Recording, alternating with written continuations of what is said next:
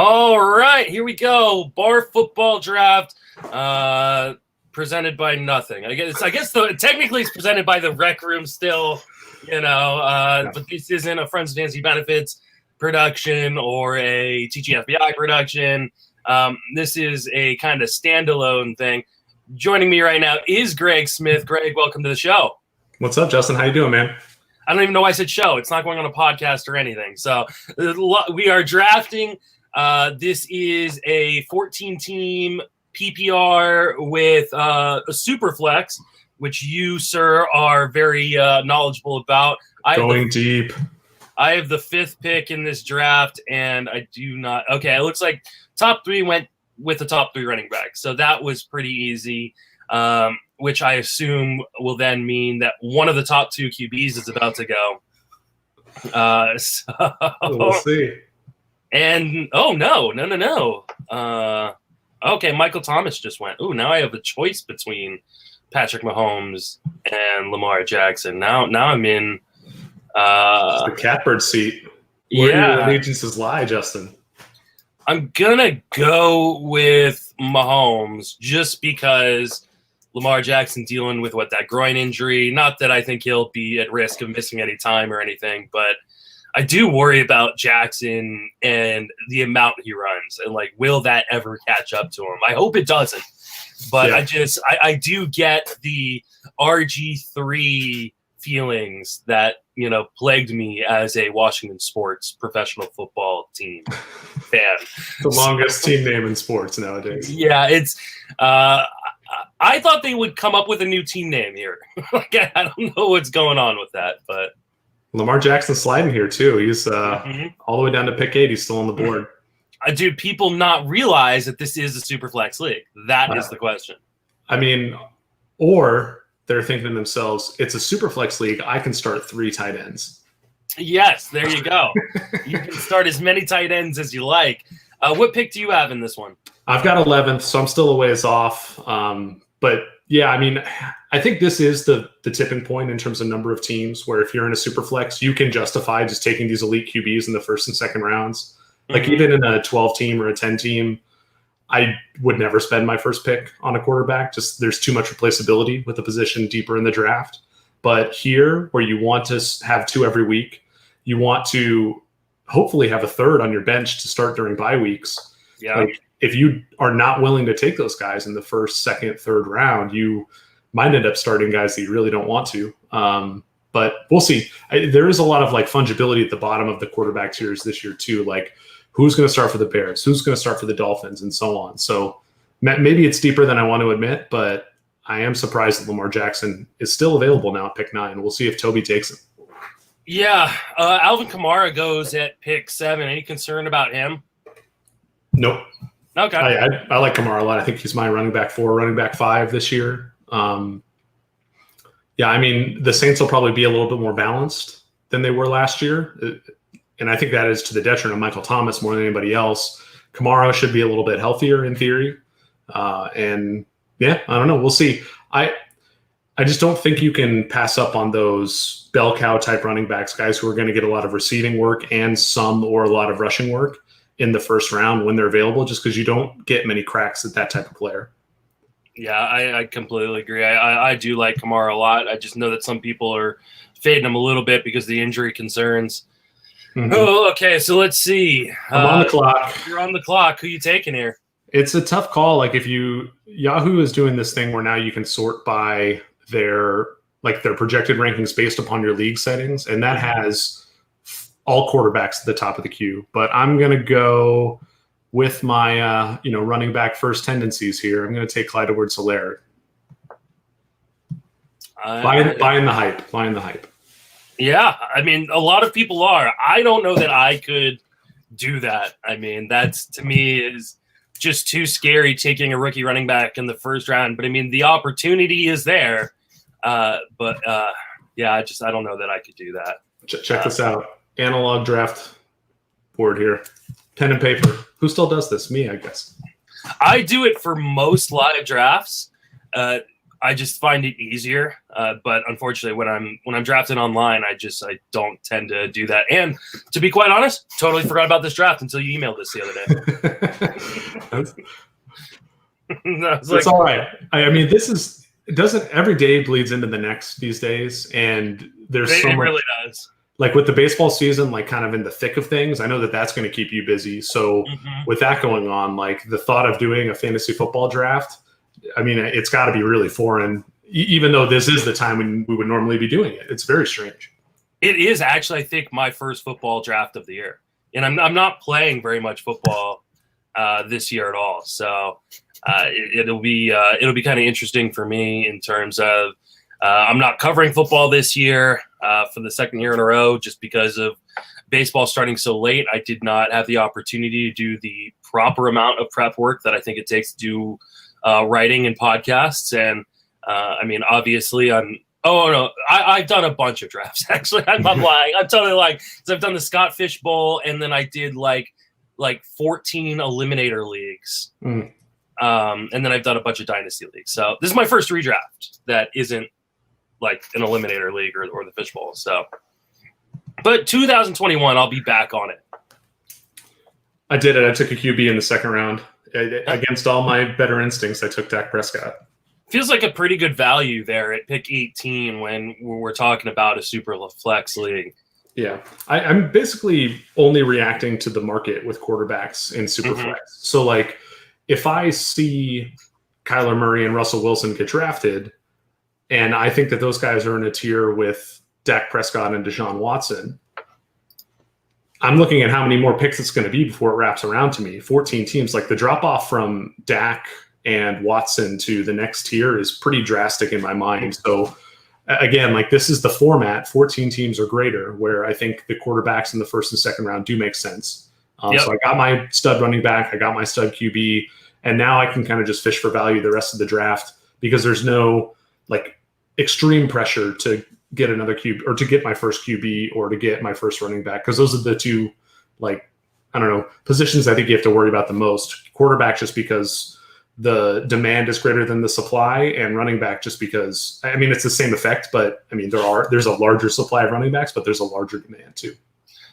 This is true. I was really looking forward to either Watson or Miles Sanders making it back, and they just went back to back. So, and then Eckler just went. Oh, great! This is not going the way I had hoped. Now I'm really gonna be stuck. I'm on deck right here, just trying to figure out what the hell I'm gonna do. Well, you got Mahomes, so that's a good start. Yeah, I mean, Mahomes will help, and if Ray doesn't take the guy I want, and he doesn't, I'm going to take Travis Kelce. Ooh, going for the stack. I like it. Yeah. Is that something you typically try to do in fantasy football? I mean, not often. I typically just take the first or the best player available. Oh, I don't know why I went to that screen. There we go. I take the best player available, and at least through the first few rounds, and then I kind of build. One thing I've done a few times that I've kind of liked is doing like the bye week stack.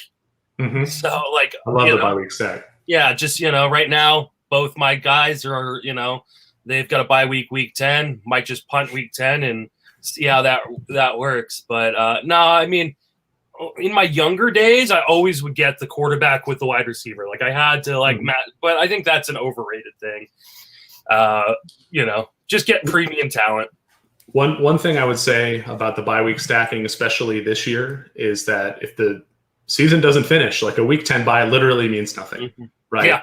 So and that's been my lean more this season, is try not to get as many early bye weeks as possible, because you don't want to be getting losses because you don't have as complete of a team in week 4, week 5, week 6. Like, fingers crossed we even make it that far. But the season to me seems really dubious, just because there's so many players involved on both sides of the ball, in terms of like trainers and all the staff that goes into supporting a football team. Looking at what's happening in baseball, I just don't see how we can't have more outbreaks in football as well.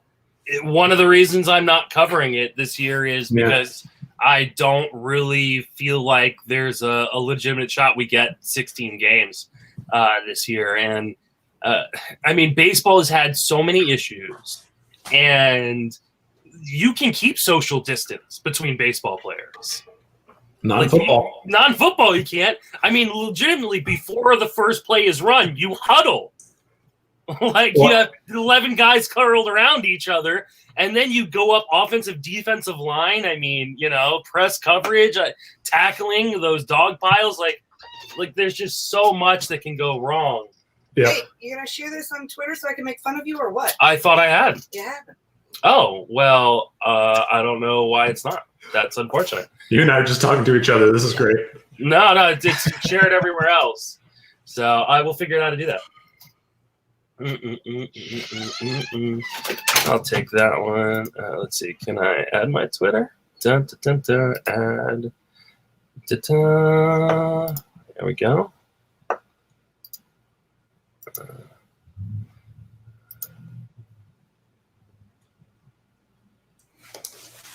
So 2 teams up at the top. Let's see. Actually, a lot of teams started running back. The running back thirst is real. We got Todd taking, I guess we started at the top. Spicy MFer. I can't remember who that is. Oh, is that? Let's see. Where are you, Spicy? The team names, man. That's Howard Bender. Bender went Barkley, Aaron Jones, and they took Chris Godwin in the third, completely ignoring quarterback to this point, which, Godspeed, buddy. I think it's reasonable. We'll see who he ends up with, though. And then Matt took Zeke in the first, Kenyon Drake in the second. He's on the clock for his third pick now. Who is this? He just took Odell Beckham. Sammy also went with 2 running backs to start. This is the 2-time reigning champion, Sammy Reid, Alvin Kamara, Austin Eckler.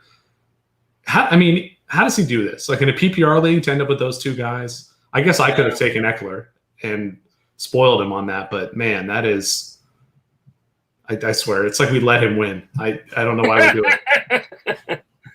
I'm on the clock right now. I got to figure out who I want to take here.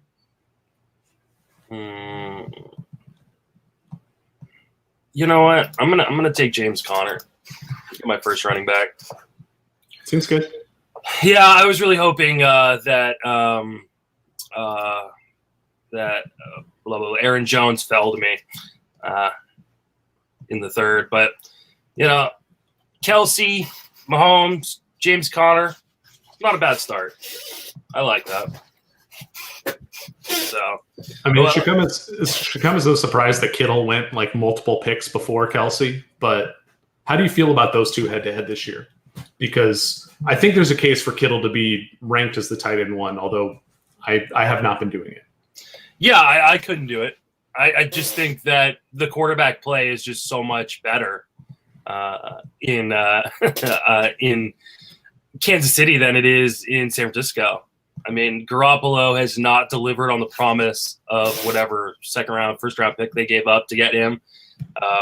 There was talk that they were going to replace him last year. I don't know. I love Kittle. I think he's a monster, and I don't think it's a bad pick by any stretch of the imagination. I just prefer Kelsey. When a team like Kansas City is going to put up 40-plus points a game, it's just, Kelsey's going to get a big piece of that pie. Mm-hmm. Yeah, Kittle might get the only slice, though, and then with the Niners losing the receivers like they have. He might be the only slice. That's right. At this point, they've got the rookie, who, I think a lot of people are psych on. And, someone was pumping up Dante Pettis the other day. People are going to fall for that again. So Fool me once. Shame on me. Yeah. Man, what am I doing here? Who do you have so far? I have Clyde Edwards-Helaire and Dak Prescott. It's probably the first time I've drafted Dak Prescott outside of best ball this year, so that's kind of exciting to finally get a piece of him. But let's see. The running backs are all a bunch of, I don't know, nothing really standing out to me here. And that's why I took Connor, because he was like kind of the last of a tier where I was like, yeah, I don't really like a lot of what's left here. Mm-hmm. Yeah, I think I'm going to go wide receiver, and I'm going to play another side of that offense with Juju Smith-Schuster. I like that. All the reports on Roethlisberger out of camp have been that he looks healthy and good to go, and he always is until he's not, though. I mean, the thing is when he doesn't look healthy, he seems to stay healthy. So it's just an enigma, that Ben Roethlisberger character. I'm surprised he's still playing. You think so? Yeah, I would have thought he would have hung it up by now. But I mean, he obviously loves the game, but that's a tough situation to be in, I think. Mm-hmm. To taking as much punishment as he has over the course of his career and keep going. Oh, Eric Gordon took Thielen. I was hoping to get Thielen on the wraparound here, but I love should have known better. I mean, I got to pay closer attention. I didn't even realize Mike Evans was still available. I probably would have taken him over Juju. The joys of streaming, man. You really do kind of. It's a tough. You can get process. distracted pretty easily. Yeah. Yeah, I'm getting better at doing the live stream. And if people have questions or want to ask Greg questions or me questions, I don't know why you'd want to ask me questions, but Greg's the expert here. And so expert. I'm the analyst of two quarterback fantasy football. Let's not go too far with this. So, but yeah, there's a few guys that I'm really, really eyeing up right here, and I'm going to be very, very angry if they all go before my next pick. I'm not going to say anything because you're on the clock right now, and I don't want. Yeah. I don't want you to, key anything, and I'm sure the only people watching this are people in the league, and that's what happened. My main event this year for baseball is I'm pretty sure that's all that watched the entire 3-hour draft. All right. Well, speaking of guys that I just haven't had the chance to draft this year, I'm going to take Calvin Ridley. Oh, there you go. Kind of a sexy pick, but it's one of those things that he's so sexy, and everybody wants to draft Calvin Ridley to the point where I just never get him. And I don't know. Again, kind of like Dak Prescott, I want to get some action on Ridley just to say I've got it somewhere, Mm-hmm. No, I like that pick a lot. And I like it even more because he's not one of the guys I was eyeing up. So. Perfect. And they'll all go here. There's like, 6 picks or 5 picks before I pick. Oh, yeah, you're totally screwed. Yeah, there's about 3 guys I'm really eyeing. Guaranteed for all of them to go. So, cans of confidence. Let's see who's that. Oh, that's Todd. That's Todd, yep. There we go. Of the Rec Room fame. If only we could be drafting this league there. If you're ever in San Francisco and you are looking for a sports bar to go to, the Rec Room is amazing. He took Amari Cooper. I'm fine with that. I was not looking at eyeing up a Cooper. So it'll be Toby, because Toby, even though he doesn't cover you motherfucker, Toby, doesn't even cover football, and fucking he's just rocking my draft tonight. Oh god damn it, Bubba. Now see, that was intentional. He took the Washington guy to spite DJ Moore and then Terry McLaurin back to back in front of me. That fucking blows. Unbelievable. I just found out that this is not a PG live stream, so that's good to know. Oh yeah, no, nothing. This has been a colossal wide receiver run. Every pick this round except for Melvin Gordon. Yeah. And dating back into the last round, let's see, 4, 8, 2 out of the last 16 picks for running backs, the rest were all wide receivers, and then Aaron Rodgers went. Mm-hmm. Am I just missing something? Okay, never mind. I'm going to take DJ Chark. DJ Chark may be one of my best calls ever as a fantasy analyst.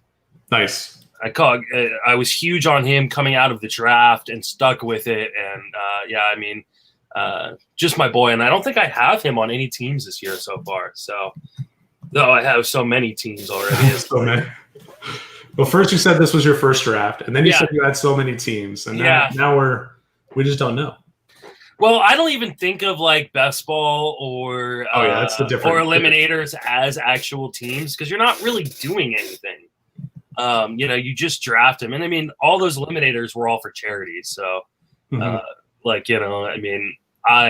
I win, great, but it's like, the charity's getting money, Scott Fish's Fantasy Cares, great organization, love throwing them money. So, David Montgomery. Ooh, that one hurt.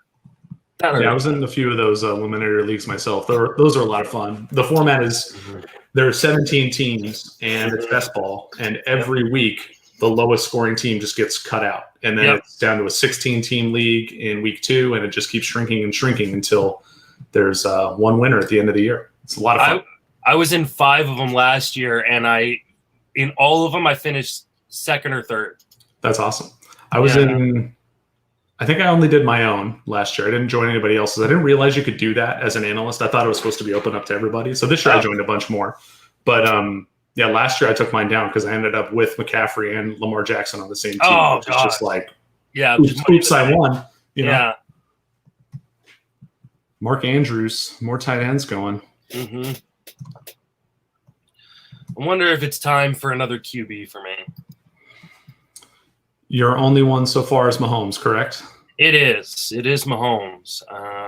And so this is like where if you're trying to parse through the strategy, I find it super helpful to bring up the draft board and to look, in the other direction. So in Justin's case, this is what is that? 8 or 9 teams to the right of him on the draft board, and say, okay, how many of them have 1 quarterback, 0 quarterbacks, or 2 quarterbacks? This early in the draft, you can probably just write off the 2 QB people as not going to take another, but everyone else is at risk of taking one, because that's just how thirsty people can get for the quarterback run. Now, with that said, some of it comes down to Justin having to start the run. Like if Justin picks a QB, then they might cascade away. But if he passes, you might, push him down ADP a little bit further. It's hard to say. But there goes another one, Daniel Jones. Yeah, definitely a guy I was thinking about there. I might grab. I'll let Khang pick here. Figure out. You have to let him pick. You can't just skip him. Well, technically, you're the commissioner of this league. I'm the commissioner of baseball. I was like, I'm the commissioner. I can do whatever I want. Just flexing those Manfred powers in baseball. Yeah, right. Oh, the question is, do I want to go QB upside or rookie upside and Joe Burrow?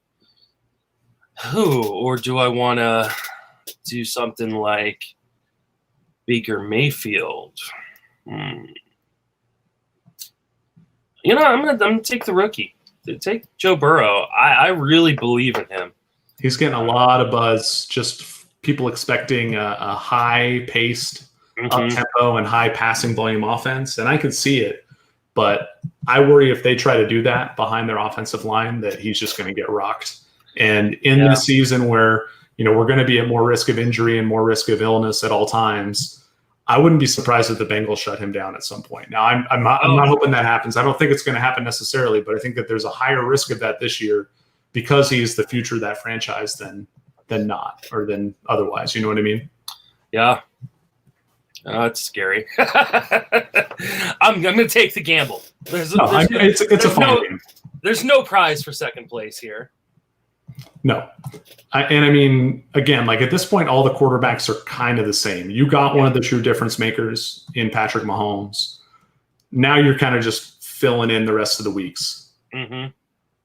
Leonard Fournette, the much maligned Leonard Fournette, just got drafted. At some point, to steal the Matthew Berry phrase, like the hate goes too far on Fournette, right? I guess he could get traded, but I don't think he's going to get traded to a spot that is worse for him. I don't know. I think I've got Fournette on a bunch of teams already this year just because it's a good value where he's going. If he's going in the 5th like this, I think it's fine. If you're taking him in the 3rd around James Conner and Chris Carson, I think you're kind of walking into the rake a little bit. I don't know. Carson scares me with his injury history. Yeah, I don't really want to be taking a running back in that round at all. I guess is the point, which is why I don't want Carson. I don't want Fournette. I do like James Conner. I like Jonathan Taylor. He was another guy I was hoping would wrap around to me at that point in the draft. But Tyler Lockett, that's who I wanted. Son of a gun. All right. Well, his buddy DK Metcalf is still there. I think those guys are closer than we might want to admit. They are. I think they are. All right. So we got two teams on the wheel here who don't have any quarterbacks. Do I want to try to punish them for that? Punish them. Or do I punish myself by doing it? I think I'm going to go out and get one of my guys. I don't think he's been drafted yet. Although, what's this? Sidelined with a leg injury. I'm looking at DeAndre Swift here. Oh, boy. Do I fade the injury news? I do. I'm going to take him. I'm getting greedy. There you go. How many quarterbacks go in these next 6 picks? I'm going to guess 3. I'm going to take the over on 4. Over like 4 or more, yeah. Yeah, no, I think 3.5 was the over/under. All right, we already got one running back. Mark Ingram goes, so it's already not looking good for me. Definitely safer than my DeAndre Swift pick right there. Nice job taking Mark Ingram. Who cares about safe? This is all about upside. That's right.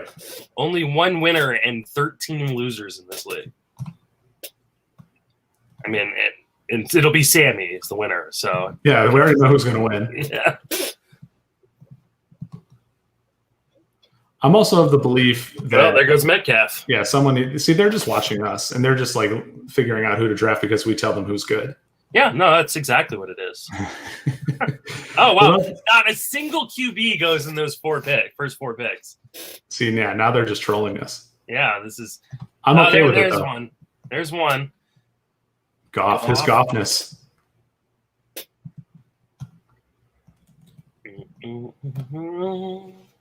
Robert Woods.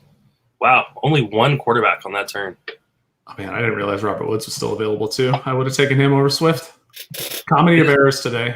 This is draft. Yes, this is why you pre-rank your settings. Where's the fun in that? Come on. I didn't because, like I said, I totally forgot this draft was happening. But this is why you're supposed to. All right, so I think I got to go back to the wide receiver well here. Do I? Maybe I do take a QB. It's probably time. Oh, boy.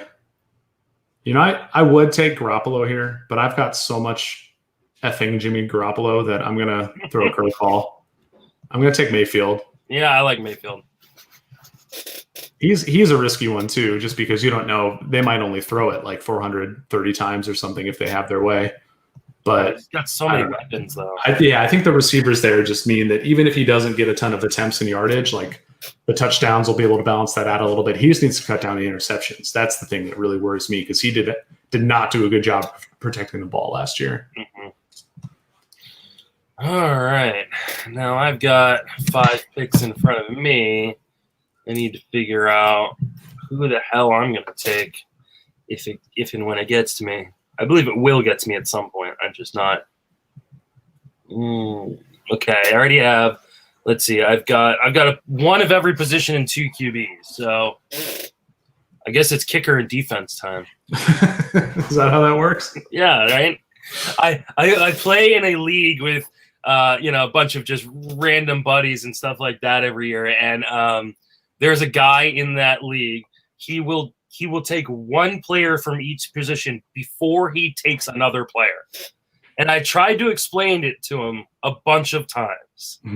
Like, you do not need to take a kicker or defense that early. This is a 12-team league. I mean, how many teams would it have to be for that to make sense? Like 30? 25-team league? Yeah, I guess. I think you'd have to get past 32, right? So that way, when someone takes a kicker, that means someone else doesn't get a kicker. Man, kicker, I have a reputation as being an accurate kicking ranker. Finished highly in the Fantasy Pros accuracy competitions, both in season and for drafting. The currently much maligned Fantasy Pros. Yes. But I'm not going to say anything about that. They've helped me promote myself, and that's been great. But yeah, the kicker stuff is weird to me. Like, sometimes it does feel like complete random luck, but other times if you know what you're looking for, you can find value. The problem is that most people just look for names that they recognize, and they don't really care about the teams they play for, how those teams might be expected to operate. So I think there actually is an edge to be gained by paying attention to kicker with like an analytical mindset, but it can feel fluky at the same time. I understand the arguments against it, but we still play with them here because I don't know. I feel like I want this league to mirror what people will actually, like what our followers will do, right? Like I want them to show up, even if they're not playing 14-team Superflex, I want them to see how we draft kickers and defenses, just like how we draft other positions. You know what I mean? Mm-hmm. No, I understand that. The QB run is in full effect, by the way. Yeah. I'm actually even debating taking a third. So after Goff went at the second pick of this round, I took Mayfield 2 picks later. And then 3 picks after that, it was Cousins, then Tannehill, then Rivers. Now Justin's looking at potentially a third QB. Will he do it? No, I won't. I'm debating between Stephon Diggs and Tyler Boyd. And I'm running out of time. Let's see. I don't think I have Diggs on any teams yet this year, so there you go. This is I don't have you on a team yet draft. Even though how often do you do that though? Like in fantasy sports in general, whether it's baseball or football? Because I do intentionally try to diversify to some extent. I have in the past not been very good about that. That typically I end up drafting a lot of teams that look very, very similar to other teams I draft. And what I've found is the years that I do well, I do really well. And the years that I do poorly, like last year, I do really poorly. And so I tried this year to be much more careful, especially with my high money league drafts. Sure. To really try to put together teams that were a lot different, different strategies, with KDS in the NFBC. I tried to make sure I got like different ends of the draft in terms of like my starting position, my draft order. So I'm trying to be more careful about that just because with the amount of money I've got on the line, I don't want my wife to kill me.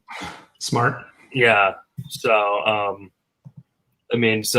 yeah, it's not something I necessarily really started paying attention to until this year, but I'm definitely paying a lot more attention to it now. Makes sense. And there goes Garoppolo. Yeah. I really did like Garoppolo early in the offseason, but all these receiver injuries are making me a little nervous about it. But and not to say that I think he's going to be that much worse. I just think that as a team, they'll just run more and he won't have as many opportunities to put up points. Like he's still going to have a few blow up games because that's what he does. And that's what that sort of offense does. Yeah. But I was hoping for more of those blow up games just because they had the weapons to support that. I don't think they do anymore. Yeah, I think it's going to be, they're really going to rely on that defense in San Francisco. But the defense is probably going to be worse than it was last year. I don't think they can avoid that. Oh, yeah. It'd be really hard for them to be as good as they were last year. So I think what do you think about the running back situation there? Do you think Mostert is the guy, or do you think they're going to – I think they're going to mix and match a lot more than – I think it's going to be just like last year. Yeah. Just committee deployed a lot of the times, depending upon who's healthy and who's got the quote-unquote hot hand. I think that is one of those true hot hand situations. And to me, that makes all of them potentially valuable. Mostert's the one I like the least just because he's the most expensive. But I've been drafting Coleman. I've been drafting Jerick McKinnon. I even drafted Jeff Wilson in the Scott Fish Bowl back when the trade demand news for Mostert was still hot and heavy. But I think that's been – we know that's been dispelled at this point. So I think it is going to be Mostert and Coleman primarily. And the thing I like about McKinnon now is that he might be used more as a receiver because of all the injuries they've seen. Like you could see him shift out into the slot or go out wide, and maybe they'll use him like that. Like I don't know how well suited he is to do that, but I think it's a possibility. We have extra IL slots this year, right? I think we have. Yeah, I think I added one. I didn't go overboard with that. I'm not sure how you feel about that. What's your opinion on extra ILs as he takes Deebo Samuel? It all makes sense. I think everybody's going to be fucked either way. So I don't think it really matters. That's kind of the way I've seen it play out in baseball, and that was kind of what informed my decision. Was you're just gonna want to drop these guys if they end up getting hurt or going on COVID or whatever. In baseball, it's really exaggerated because the season's so short. You just don't have time to hold anybody on your bench who's not potentially gonna enter your lineup soon. Oh, I mean, yeah, baseball, it's been brutal. It's been, I mean, you lose someone to the 10-day IL, and that's at this point a third of the season left. Yeah, and so you can't actually. I've been really lucky with injuries so far this year in baseball, and so I've actually stashed guys that other people have dropped. Like I picked up Justin Verlander, like just on the outside chance he comes back and is a stud down the stretch. I've got him, picked up a couple other guys, and and I've just been very lucky in that regard. And so I'm trying to take advantage of that as opposed to last season when I just got ravaged by injuries. We got another wide receiver run here leading up to my pick. Debo, Will Fuller, Michael Gallup, Marvin Jones, Jamison Crowder. I really do like this sort of league format, like a deep league with PPR to make basically all the positions valuable. I mean, tight end still stinks, but that's just because there are only a handful of usable tight ends in the first place, or like weekly usable tight ends. And there goes Tyler Boyd, yet another wide receiver. Should I keep the run going? Oh, I should probably go back to draft results so people can. Tyler Boyd, that's my boy. And Jameson Crowder too. That's your Boyd. Yeah, I mean, I loved Crowder coming out of college, and I was so stoked when the Washington professional football team players drafted him. Well, I'm about to take one of your Washington professional football team players in Antonio Gibson. Interesting. Do you think he's the guy, or do you think there is a guy? I don't think there is a guy, but I don't think they have enough weapons overall for him not to get a ton of touches, both as a rusher and a receiver. Yeah. So I don't think he's going to necessarily get like a bunch of goal line looks right away, but he's going to catch a lot of passes. He's going to be used on, reverses and those weird motion plays to the point where I think he's going to be viable right out of the gate. Because who else do they have? They've got McLaurin, Steven Sims, if you like Steven Sims. Yeah. And then it's Gandy Golden.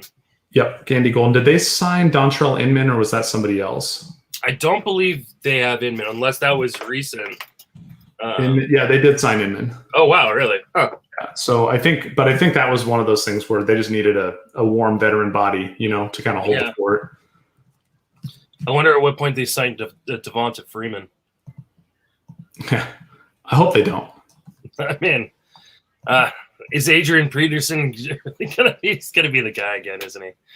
Jarvis Landry, that was a nice pick, but that leads me to take Christian Kirk right here. Nice. And that's my boy. I try to get him in every league. Let's see.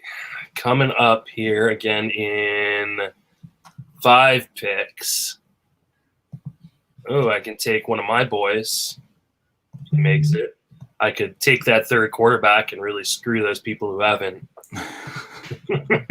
How many people only have one at this point? Well, let's see.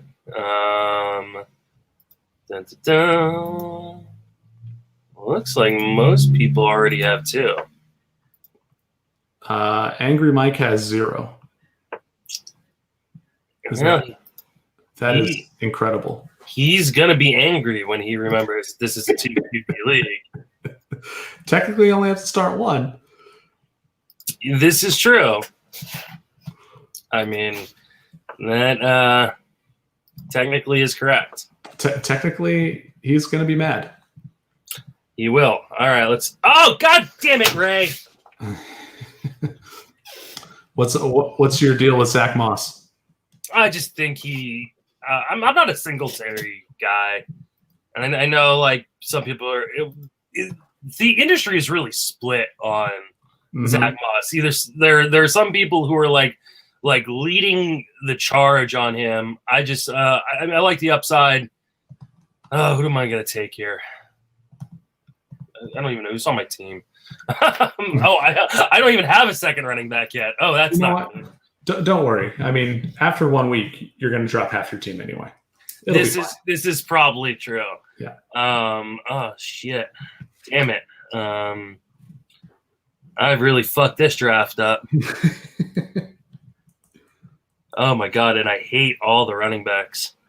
That's what happens in fantasy football. Once you get past like round 5, you can't talk yourself into any of them being like true studs. Hey, even Zach Moss, like you're buying him for like the touchdown and the receptions. I just took Cohen. Oh my god. This is the worst team ever. Oh. What am I doing?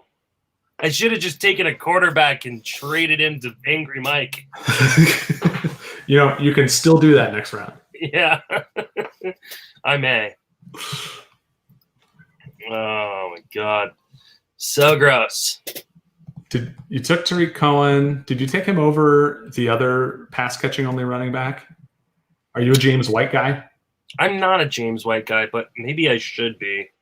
I don't know. I think if any time is the year, this is the year to get off of it because of Cam Newton coming in there. Like, yeah, a lot of those dump offs are going to turn into him running theoretically.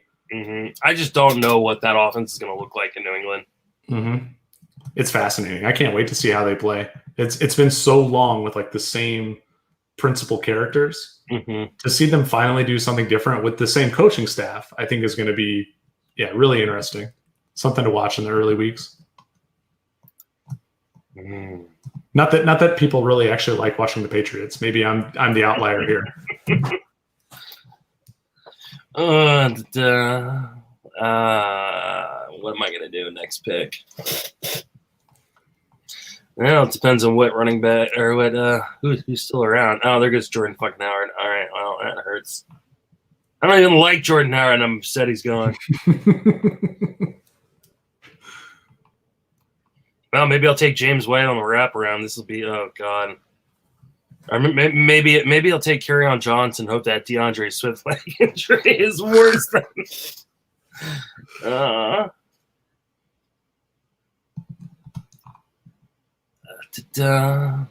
Maybe I'll take Tevin Coleman. I don't know. Top of my running back board right there. My wife just said, I love when I can hear you yell from the office. I know that I have something to look forward to. Yep, pretty much. Oh, my God. Let's see. Gronk. There he goes. I mean, I just don't know I just don't know what to expect from Gronk this year. Same. I mean, just how many snaps is he even going to play? Yeah. All right.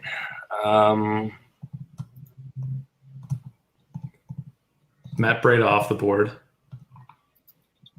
You know what? Fuck it. I'm gonna take another quarterback. and try to trade him. Let's see who's left still. Oh God, Jesus Christ! Never mind. Slim pickings. I think you're probably gonna want to go the other way. Yeah. Maybe I'll just load up on wide receiver and see if I can trade. I do like Jerry Jeudy. Don't tell everybody. Well, I'm on the clock, so I can. I'm going to take another running back here.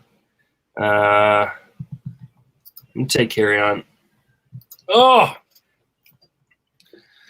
I will be in the market for a running back for those of you who are in the league and are watching.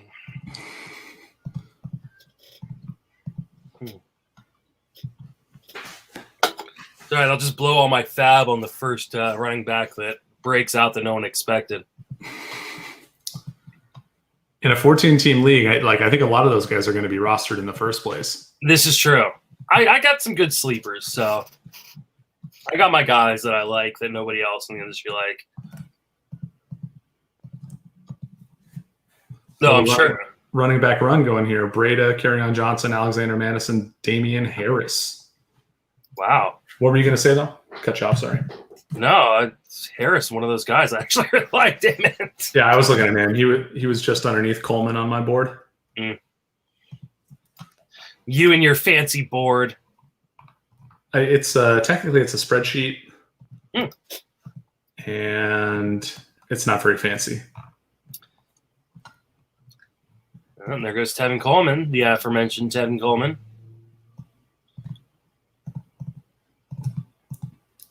And Lindsay, the running backs continue to fly off the board. I'm glad I got mine earlier, I guess.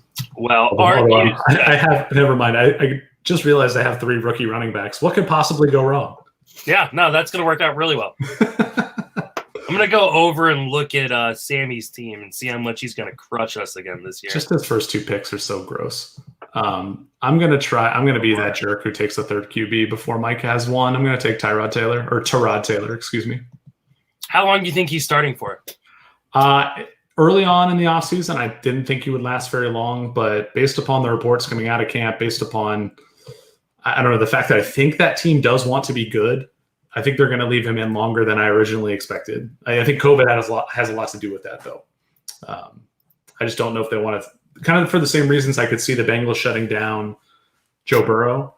I could see the Chargers. I almost called them San Diego. I could see the Chargers keeping, Herbert on the bench longer to kind of preserve him more or less. But we'll see. I mean, if it doesn't work out, honestly, we're deep enough into the draft now. We're like, if half these guys stay on our rosters the whole year, we'll be happy. Yeah, right. So I mean, yeah, it's going to be such an interesting season. I do think there's a lot of value in having 3 quarterbacks in a 2 QB format. So I'm willing to overpay for that to some extent. Yeah, I completely agree. Has Angry Mike taken a quarterback yet at this point? Let's see. What was his last pick? Angry Mike. Nope, he took a defense before he took a quarterback in a super flex league. But she's going to win. Is it possible he's auto-drafting or something? It is possible. Well, let's see. So in Yahoo, unlike other sites, they auto-draft after 10 seconds. So if his pick goes 10 seconds, then we'll know he's auto-drafting. And it'll be an amazingly bad team. I'm going to take a look at his team right now. Oh, wait, no, he's Angry Mike. Let's see. Devontae Adams, Tyreek Hill, Galladay. I mean, I love the wide receiver. Yeah, I mean, he's got a great team, except he doesn't have any QBs. Higby. Yeah, this is not going to go well for him. Yeah, he's on auto draft for sure. It's back to me. What am I doing here? Take a 4th QB. I can't do it.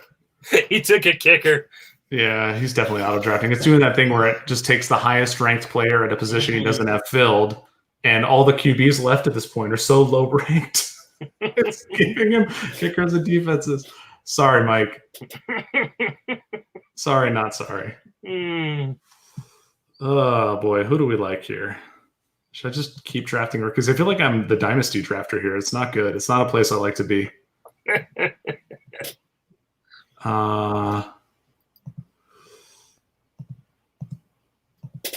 Let's see. Wide receivers left. Who do we like? Yeah, all right. Dynasty Craig, taking Jalen Reagor from the Eagles. Another rookie. I like Reagor too. His price has definitely gone up a lot since the early part of draft season. Chase Edmonds gone.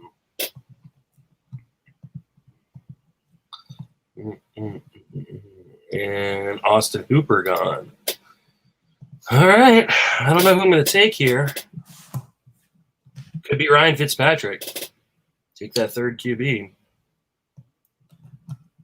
The 0 RB vibes right now are very strong. Like the last 2 rounds have been predominantly running backs and mostly backups and pass catchers.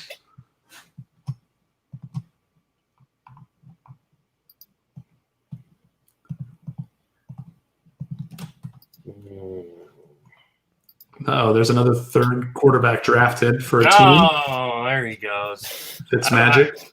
I was going to do that.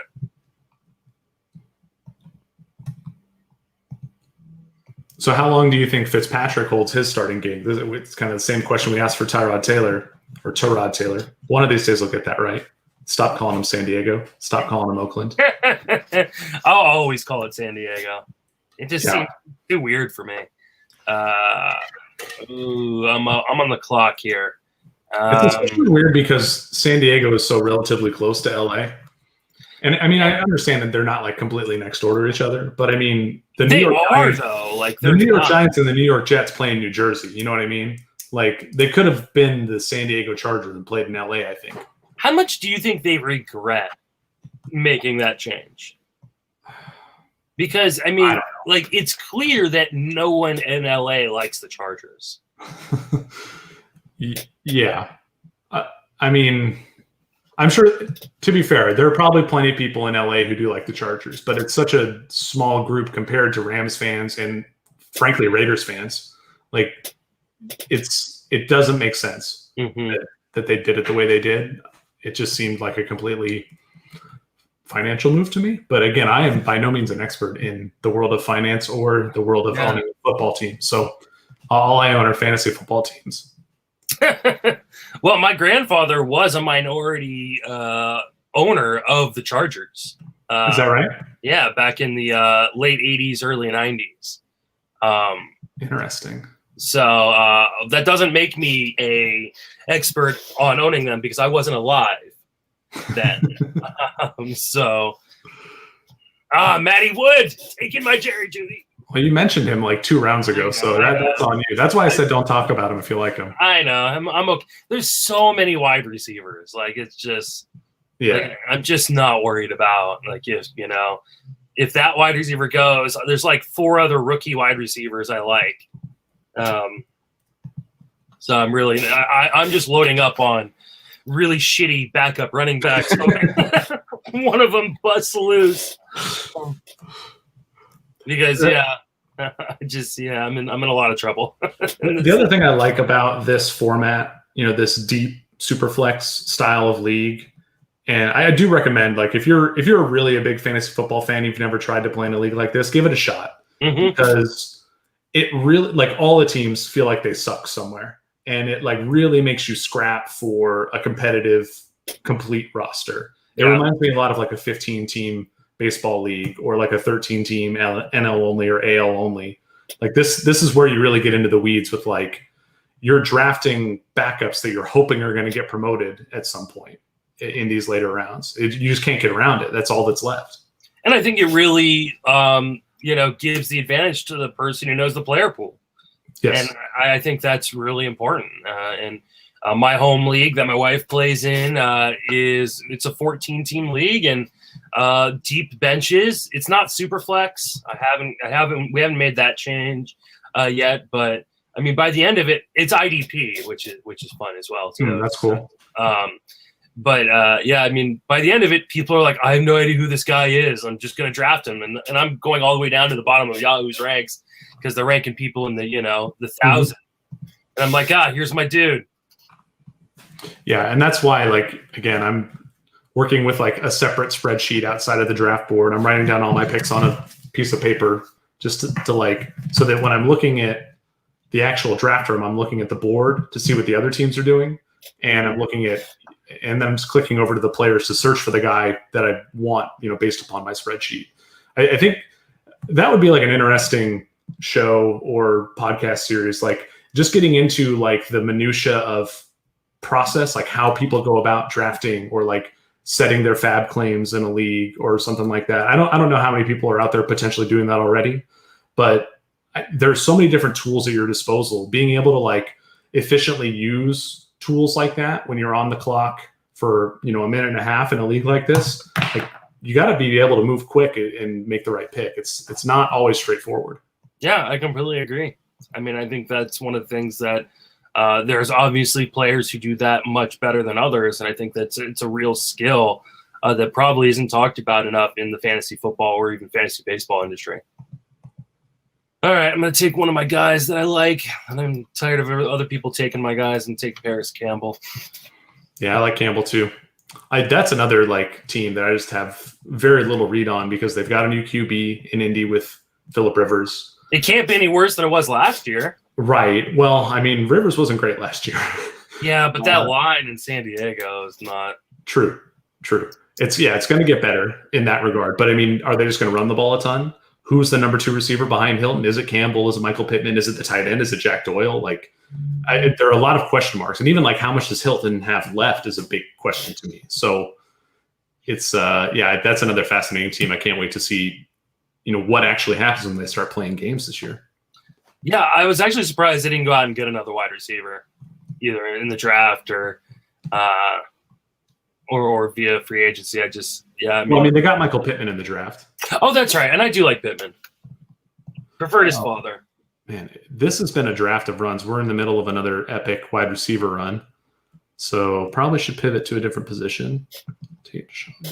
But it does seem like wide receiver is where all the value is. A lot of tight ends out there too right now. Yeah, there's so many usable tight ends though. I think get that fourth QB, Mitch Trubisky, right there for you. Where are you at on Trubisky versus Foles? I couldn't care less. Like that's where I'm at. Like okay, that's fair. Like they'll probably each start, 6 games. And then, I don't know, I'll be the quarterback for the rest of the season. Like, neither of them are good. I mean, if I was a betting man, I guess I would go with Foles.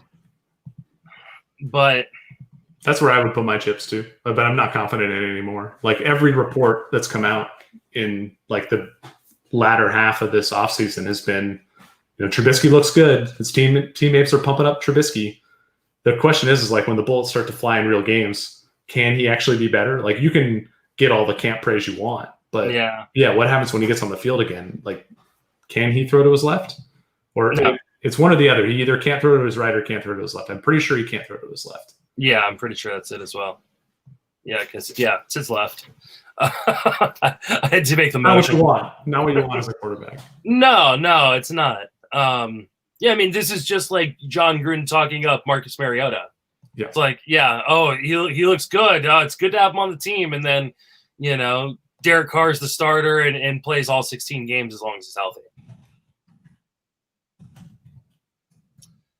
Dun, dun, dun. All right. We are moving along. Oh, I should probably put it back on the draft board. I assume Mike finally got a QB? He did. Jarrett Stidham. Oh, no.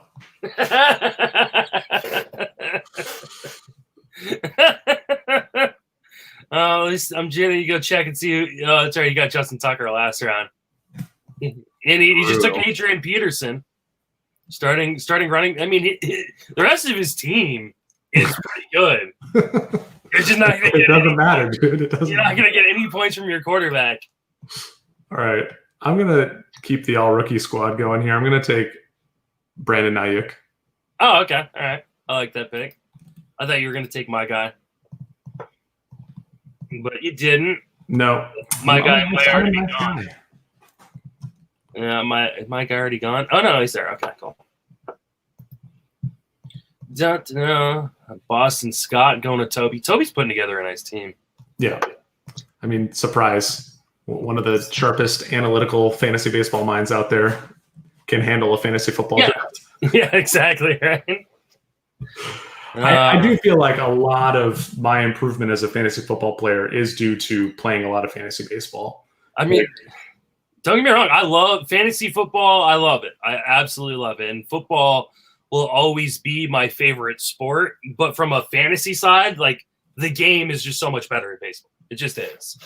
I am starting to come around on like the other side of that coin, to be honest, mostly just due to the fact that like certain stats that we've become so accustomed to using are largely like irrelevant or unpredictable. Or I mean, and maybe this is just because we're so new with it, but like what's going on with like wins, quality starts, stolen bases, like these things that have just become these super, super scarce commodities have like really shifted the way you have to play, which again, like if you're willing to adapt to that, that's going to make you a better player. That's going to make you better at fantasy football and every other fantasy sport. But in terms of like being a better game, I think a lot of what made fantasy baseball great for me was that it did feel like there used to be like a really good balance between all the categories. And now like it's really stilted. You know what I'm saying? Mm-hmm. Yeah, I think it's just, you got the rules in front of you. You got to learn how to win. And, I mean, sure.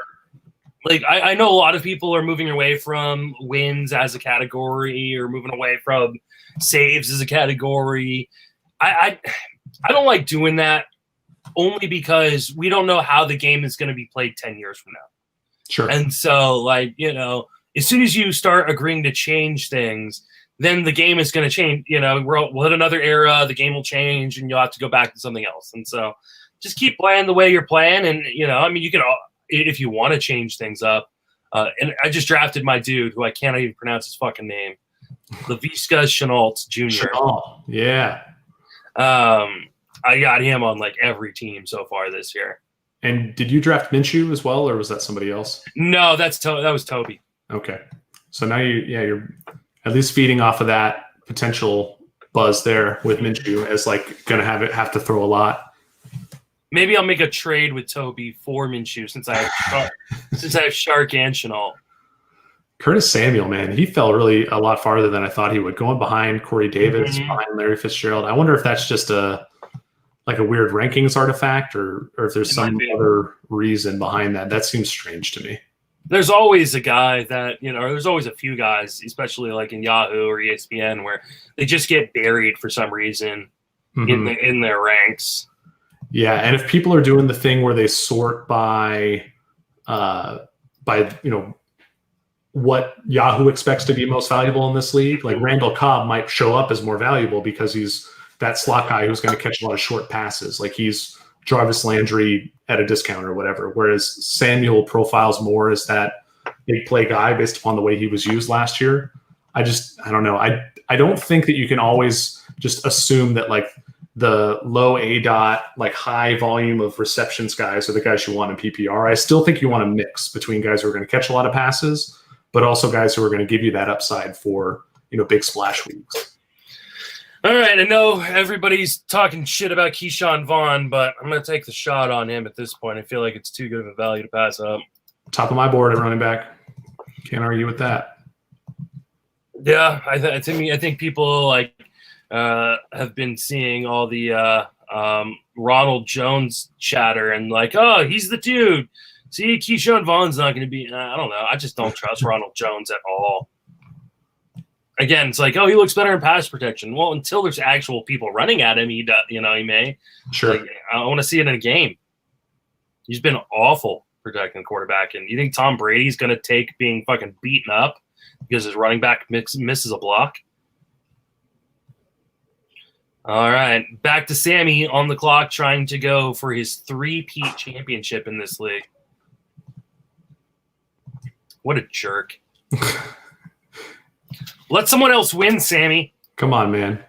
Take it easy on us for once. Well, I'm going to take a look at his team. He's got Roethlisberger, Allen Robinson, Cooper Kupp, Michael Gallup, Alvin Kamara, Austin Eckler, Brandon Cooks, Ryan Tannehill, Damian Harris. Oh, he's the one who got Harris. Ryan Fitzpatrick, Ruggs.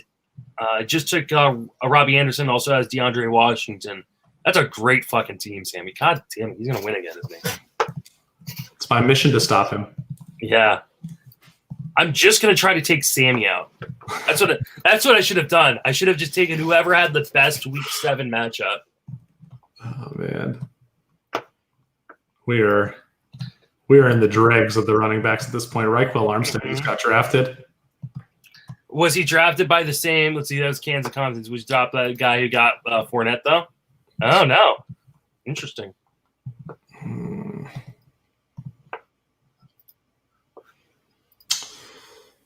Okay. Let's see. What's the draft board look like? All right. You're on the clock. I'm going to step outside and go grab a cigarette. I'll be right back. Putting me on the spot. Just making me do everything. What a monster.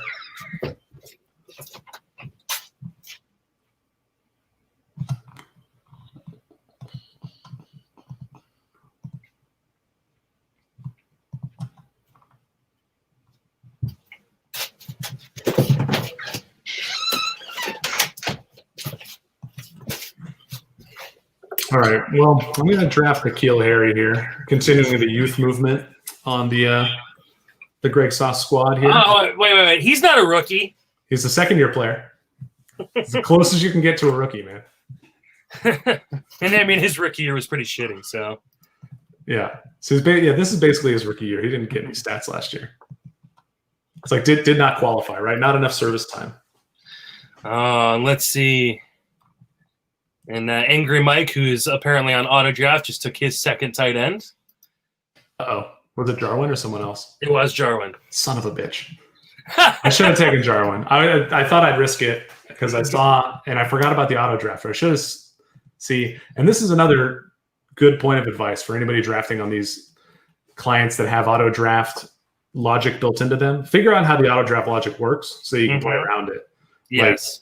Like, I definitely, if I knew I wanted Jarwin there to stack with Dak Prescott and I saw that he was at the top of the board, like there's no way I should have let him go past me towards an auto drafter. That was just stupid. So that's like the third punt that I've had this draft. So I'm supposed to be the expert. What happened? I don't know. Haven't even been drinking or anything. This isn't even like a normal BARF draft. Oh yeah, you should have just opened up a beer or something like that. That way, let's see. And then now he just took his third tight end.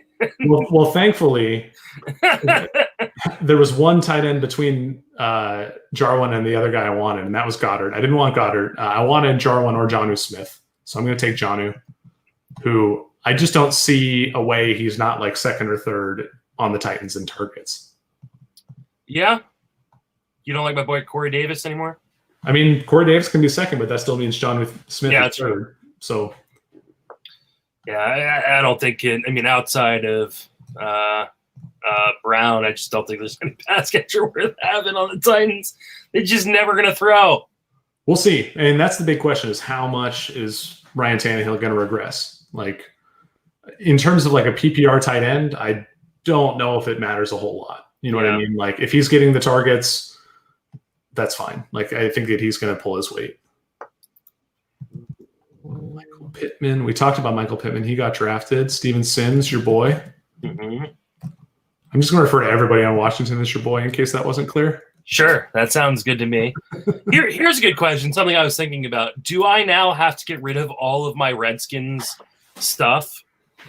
Like, do I have to get rid of all my Redskins jerseys and you know, and memorabilia? I mean, obviously, like, signed memorabilia, I'm not getting rid of, you know, but, like, do I need to get rid of all my Redskins jerseys?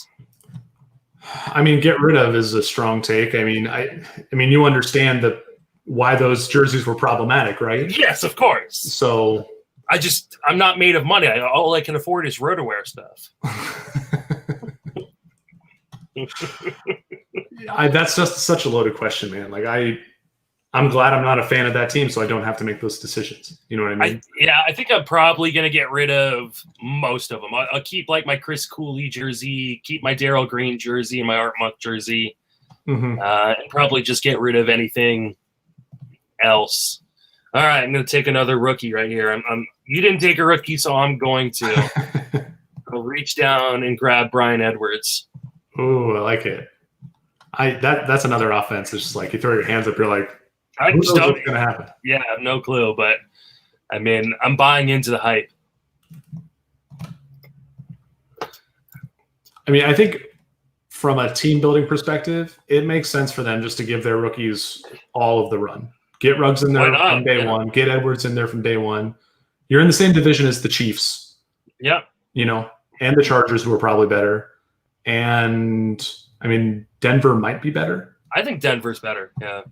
I'm not a Drew Lock guy, although I'm not a Derek Carr guy either. I love the weapons though that they have in Denver. Yeah, the weapons are good, and their defense is solid. So Denver's probably better too. Like, if you're the Raiders, just bottom out now, get those guys as many reps as you can.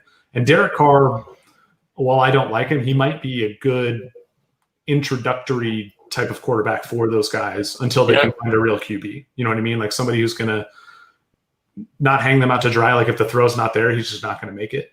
Yeah. But we'll see. Like someone who won't throw it away on fourth down.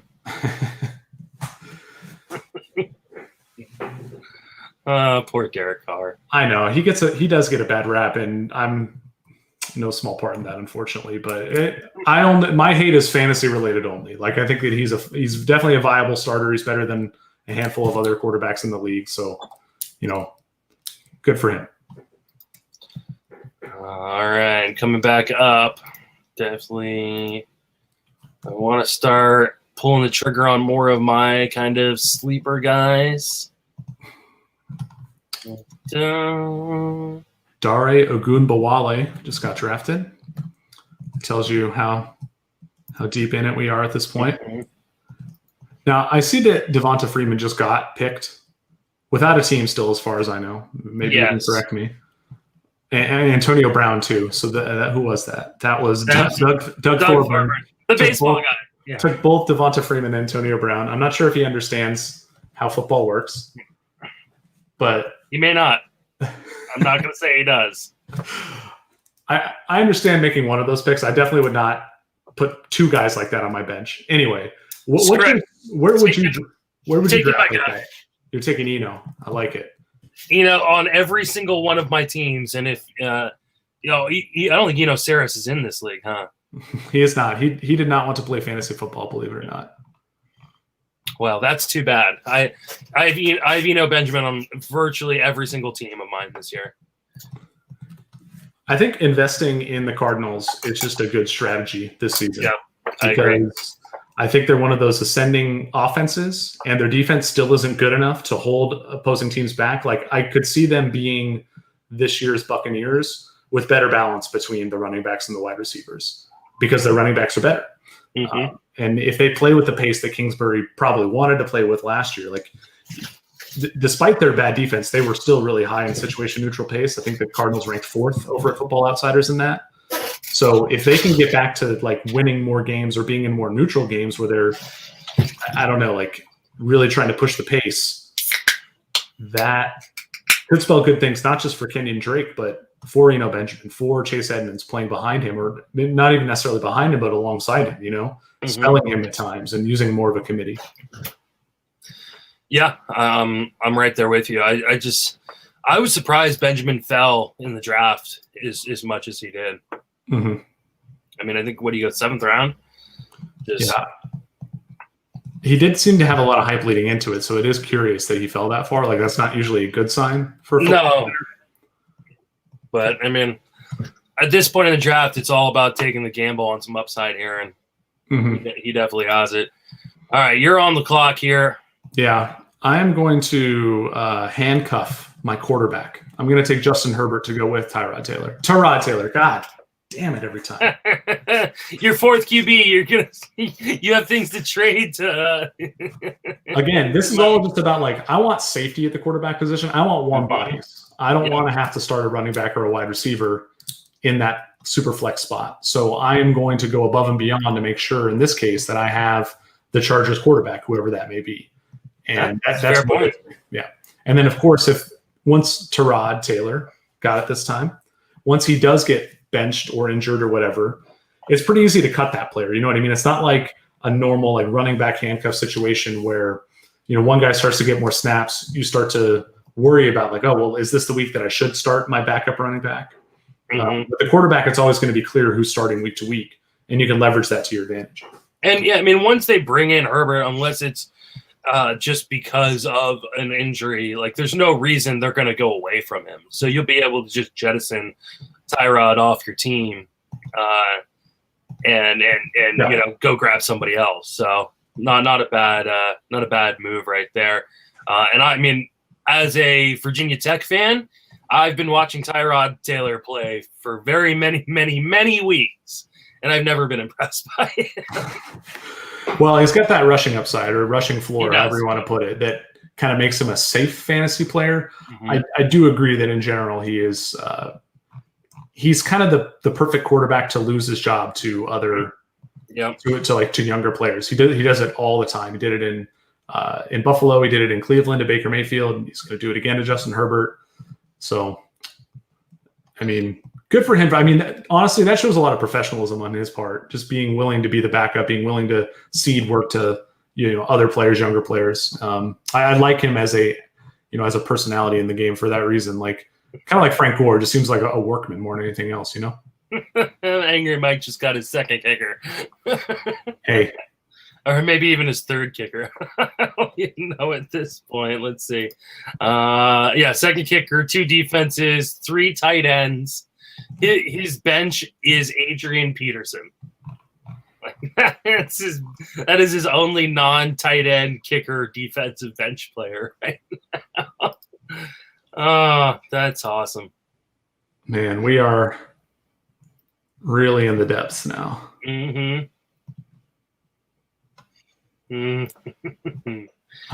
Here's the thing, too, though. There's so many guys I really still like.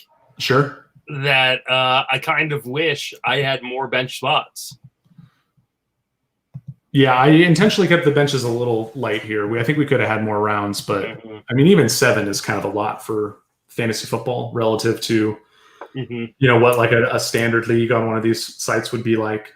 But I took Ito Smith, by the way, just another nice handcuff running back type. Hopefully, or not hopefully, but like playing behind somebody who has been injury prone in the past in Todd Gurley. I have a lot of Todd Gurley this year just because I've missed out on some of the early running backs and then just went, okay, well, he's got the gig. It's just a matter of can he stay healthy and be the player he was prior to the injuries. But I don't know how confident I am in that.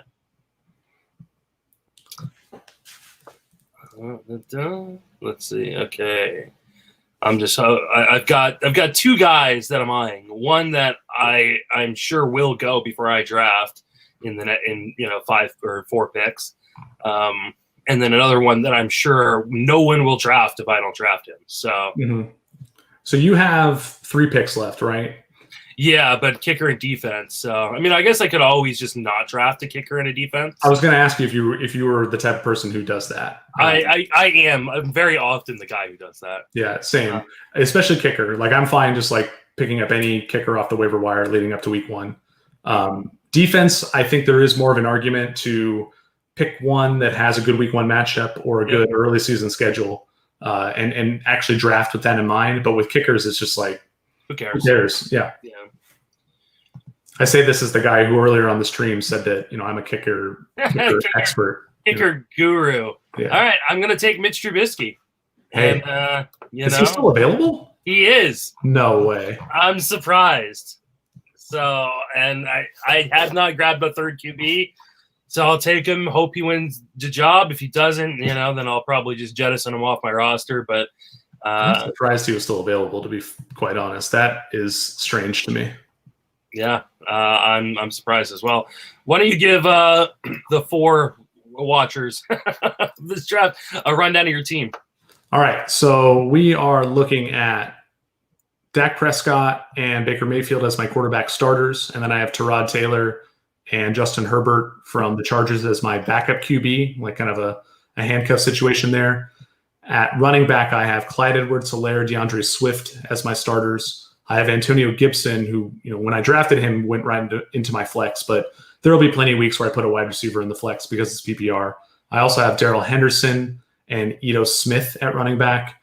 Wide receiver, I think, is probably the strength of my team. Maybe outside of quarterback, I have Juju Smith-Schuster, Calvin Ridley, Christian Kirk, Jalen Reagor, Brandon Ayuk, N'Keal Harry. A lot of youth there, probably more than I would like, to be honest. But again, like the early weeks of the season, you're going to be throwing guys away, picking new guys up. That's just how it happens. And then at tight end, I have Jonnu Smith. All right. And then let's see. I'll bring up my team real quick. Let's see. My team is right there on the board. At quarterbacks, I've got Mahomes, I've got Burrow, and I just picked up Mitch Trubisky. At running back, I have James Conner, Tariq Cohen, Joshua Kelly, Keyshawn Vaughn, and Benjamin. So definitely the weak point of my team is the running back situation. Wide receiver, I've got DJ Chark, I've got Stephon Diggs, Debo Samuel, Paris Campbell, Laviska Shenault, Brian Edwards, and I'm about to take another wide receiver. Or maybe I'll take a defense here, depending on what defense is. Yeah, I think what defenses are available. There's one defense I've been taking on in every draft pretty much so far, just because, like you said, great first matchup, and that's all I really care about. And then I'll just jettison. Oh no, he went right before me. Who was it? Oh, it was Philadelphia. Yeah. Oh, damn it. All right, so I'm going to go back and take my wide receiver. Screw you guys. And got to find him because I'm sure he is way low in the Yahoo ranks. Quintez Cephas. Boom. Is that the Lions rookie? Yep. What do you like about him? I just think he's one of those guys that I think because he came from I'm pretty sure he came from a small school. He just kind of overlooked in the draft process a little bit. Good size, good speed, and the Lions, man, they can move the ball. As long as Stafford's healthy, and I just think he could be kind of a perfect wide receiver 3 for them with a little bit of upside. So he's just one of those guys that I've been grabbing at the end of every draft, and because I tend to play in deeper leagues. He's kind of the perfect fit for me. So, one of those guys, if he's not, 2 or 3 weeks in, not really doing anything, not getting enough targets, then, you drop him and you move on. But just definitely a guy he's my DJ Chark of this year. Yeah, makes sense. So, though, I mean, sometimes those guys work out, and sometimes they're Traquan Smith. I mean, the path. You just said that to the Trey Quantum Leap team name guy. I can't believe you just disparaged Traquan Smith. I love Traquan. Traquan was my dude. I'm gonna have to draft him now just to spite you. The thing about Cephas that I do like is that the path is super clear. Like he just has to beat out Danny Amendola, to be the third receiver on that team. God, I forgot Amendola was on that team now. Yeah. I mean, when has Danny Amendola been able to stay healthy for a whole year? Good question. Last year, actually, he was pretty good. But again, this season, I think, is the monkey wrench to end all monkey wrenches. He's got to be like 35 years old at this point. He might be close, actually. I'd be curious to know. I'm going to look it up right now. Let's see. I can spell. Let's see. Wikipedia. How old is Danny Amendola? He is 34 years old. He will be 35. He will be 35 this year. I'm getting to that point in, just my age in which I start going, oh, okay, this guy's old, but he's still younger than me. Mm-hmm.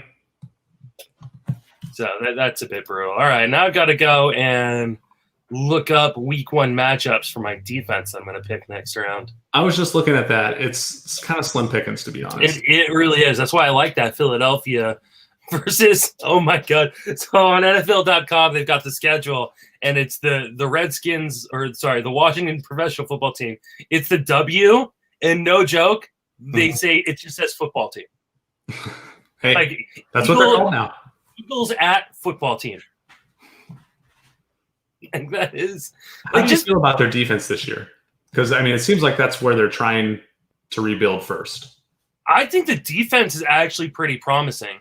The only problem is I think the offense is going to put it in a lot of really poor spots. And so, I think they're going to be a good defense, but I don't think at least the surface stats are going to reflect that. Because, I really don't trust Haskins. And the rest of that offense, I mean, I love McLaurin, and I do like some of the younger pieces that they've added, but when you trade away a future Hall of Fame lineman from a line that wasn't super strong to begin with, that's just asking for trouble. Yeah. So, but I mean, I do trust Ron Rivera. I do like the way the team is, the organization is kind of moving away from Daniel Snyder just, grabbing the flashiest player.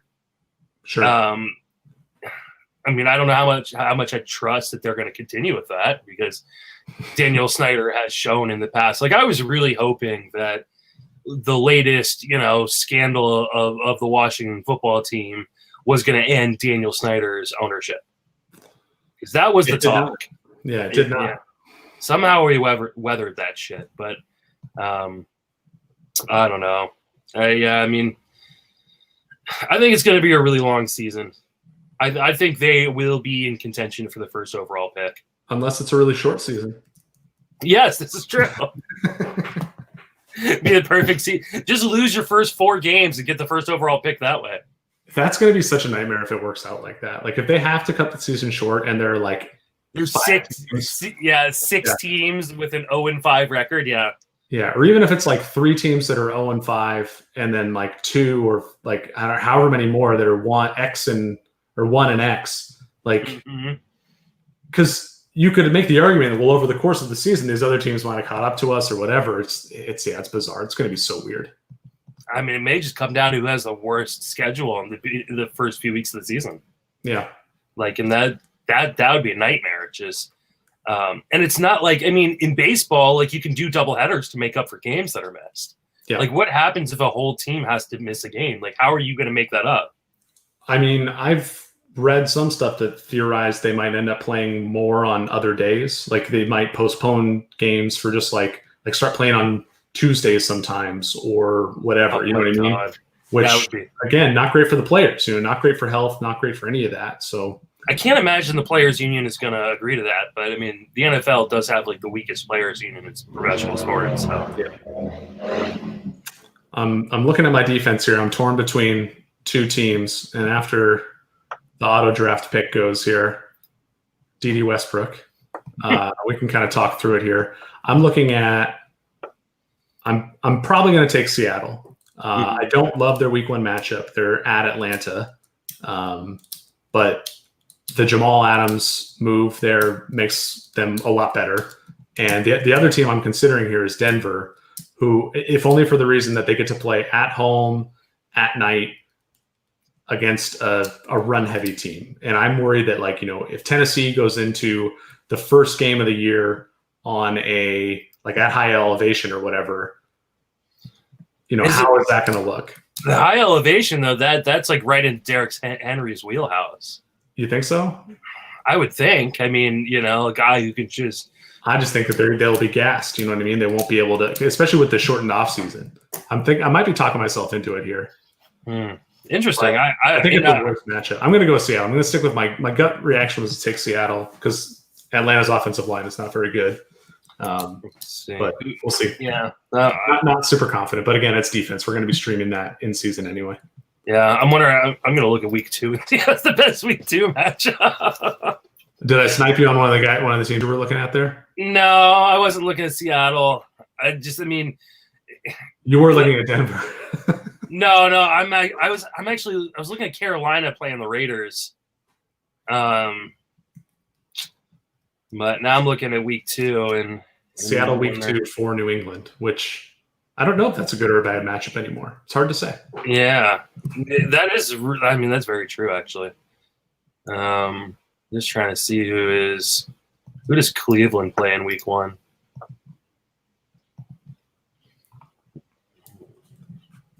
And then I got to figure out who Cleveland got Baltimore week 1. That's not going to happen. I did end up stacking some Niners wide receivers. They took Kendrick Bourne along with Brandon Ayuk because Ayuk is dealing with some sort of leg injury right now. And so if Ayuk and Samuel can't go in week 1, Kendrick Bourne, de facto number 1 wide receiver on the Niners? I guess. I don't even know who would be. It's him or Pettis or Trent Taylor. Jesus. Yeah. I don't like any of them. Oh, whoops. I guess that was my last pick. For some reason, I thought I had one more. This is the last round. There's punt number 4 by Greg on the live stream. There we go. I think I am. I'm not going to lie to you. I'm starting to agree that maybe we could have had like 1 or 2 more bench spots. Yeah. There's plenty of guys left that I would draft. This is like what happens when you draft a bunch of eliminators and best balls is like those go like 20 to 28 rounds deep to the point where, yeah, you're taking so many more flyers and you don't have to draft kicker and defense in a lot of those. So it frees up more spots for these other positions. It's like, man, I still want to draft like 4 guys from my queue, but I'm going to keep that on the DL for in season.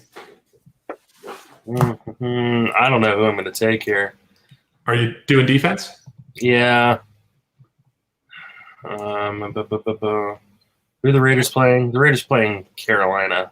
I think Denver, Cleveland, Tampa Bay probably had like the most, I don't know, appeal as just a raw defense. In terms of matchup, though, I don't know. I'm going to take Denver.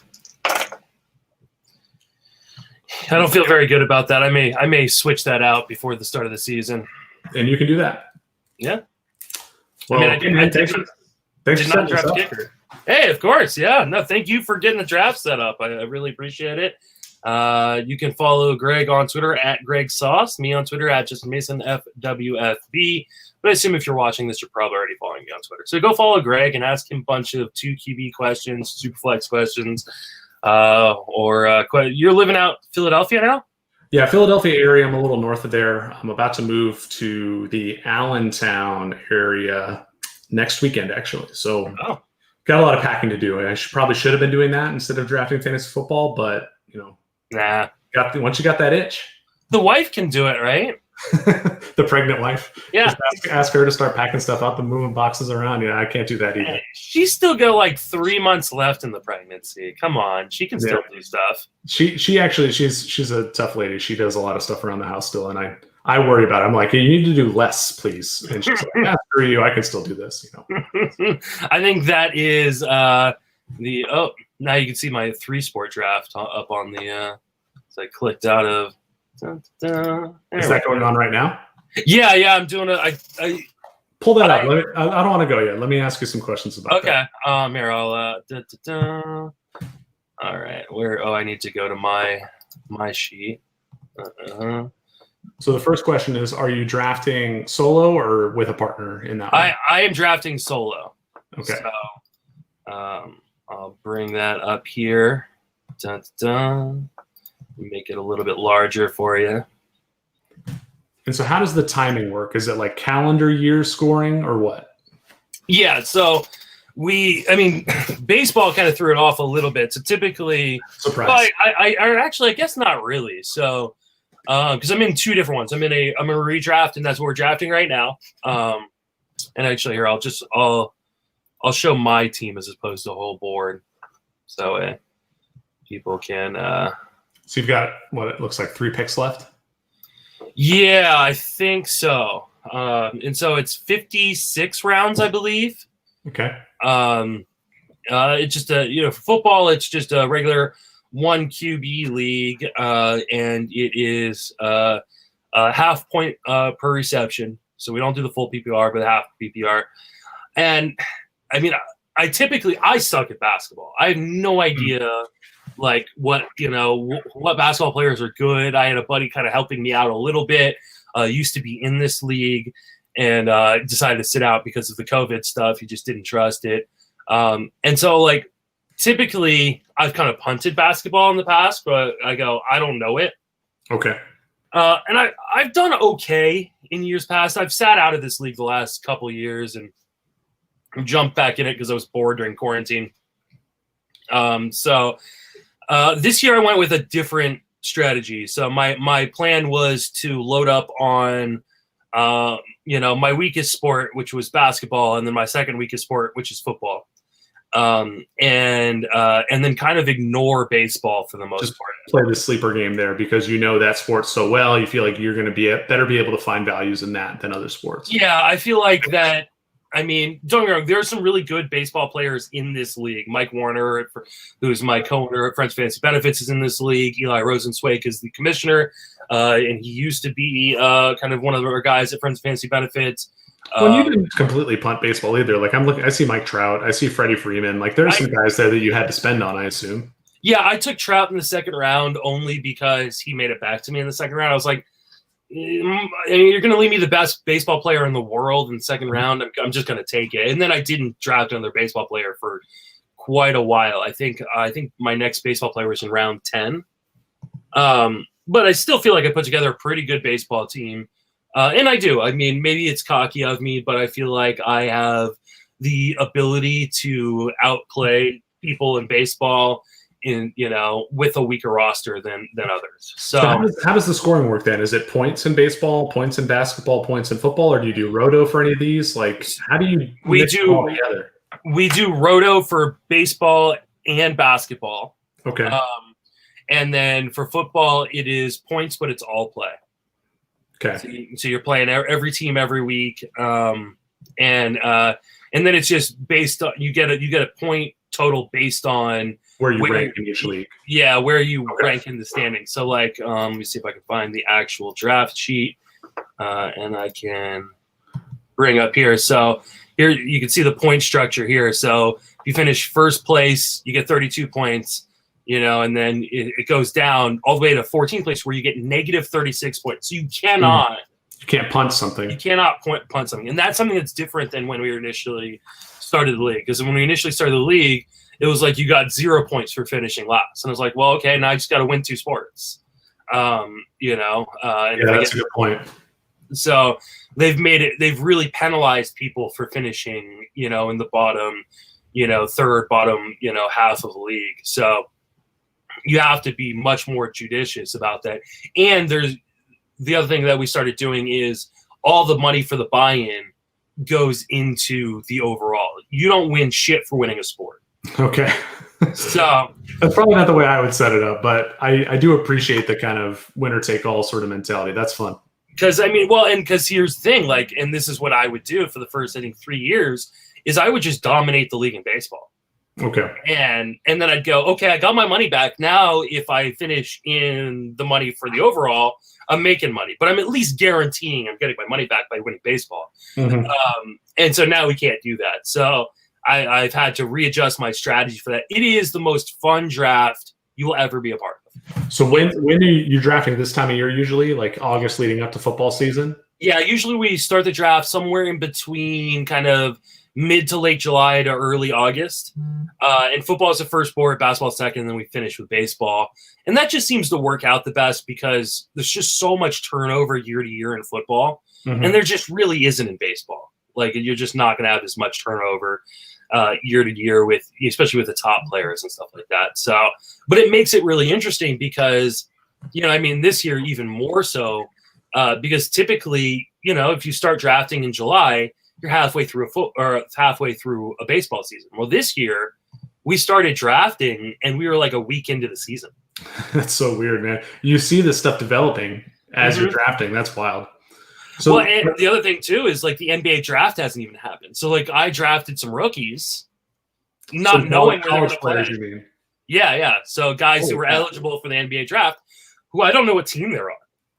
Or if they're going to get drafted at all. That's wild. Yeah. So it's the guys I drafted will definitely be drafted by somebody because I drafted Aaron Naismith and Isaac Okoro. Both of them are probably top 10 picks in the draft. So Sammy is giving me praise in my DMs right now. I'm just going to say it on the stream. I'm going to out him as saying that he loves my team. Hey, tell him to jump in. Tell him to jump in the stream and bullshit with us. I'll see if he will. I don't know how much longer I can do it, so maybe I can pass the baton to him. Yeah, as soon as I'm done here, I'm probably going to go record a baseball podcast with Mike Warner and Matt Thompson. So what's on the baseball docket? I don't know. I haven't really decided what we're going to talk about tonight. Probably just players that are pissing me off right now. Spent $171 on Randall Grichuk and Fab this week in I think my online championship, only for him to hit a home run and then get injured. Yeah, I picked him up in a league the other day and had the same. He went on that crazy heater, and then we had to wait for waivers to come up, and then I ended up with him, and then that happens. It's like, give me a friggin' break. Yeah. It's just the story of 2020 in terms of in baseball, and I think football, like you said, is going to be even worse. All right, I think Sammy's going to join us here. Let me. There we go. Send him this link.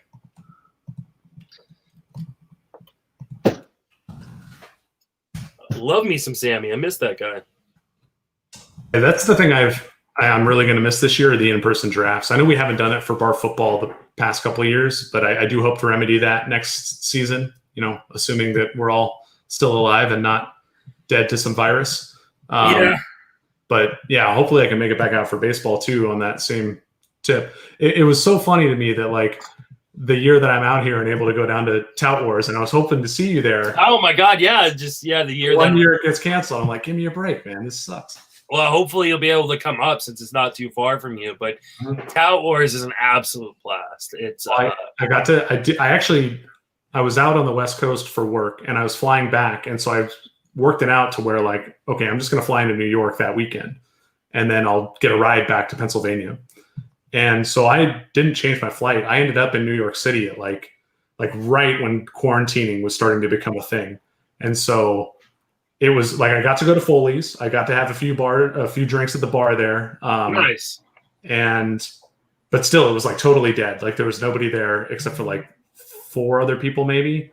I don't know. It was a very surreal experience, like being in a big city like that when it was just so dead. I don't think I'll ever see it again. Yeah, I can't even imagine. Mr. Sammy Reid. Look at Reid looking slick with the haircut. Last time I saw you, you were a shaggy dude. My wife wasn't having it anymore, so I was like, okay, I got to clean this up if I want to keep the relationship going. I was just explaining to Justin that you think my team is amazing and that you've already admitted defeat this season. Yeah, you're just, I hate to come on like a stream and actually sing your praises, either of you really. But dude, Greg, you're just good at this format, man. Like you crushed it at quarterback, and you just really handled the position well. And I would expect nothing less, but it was really good.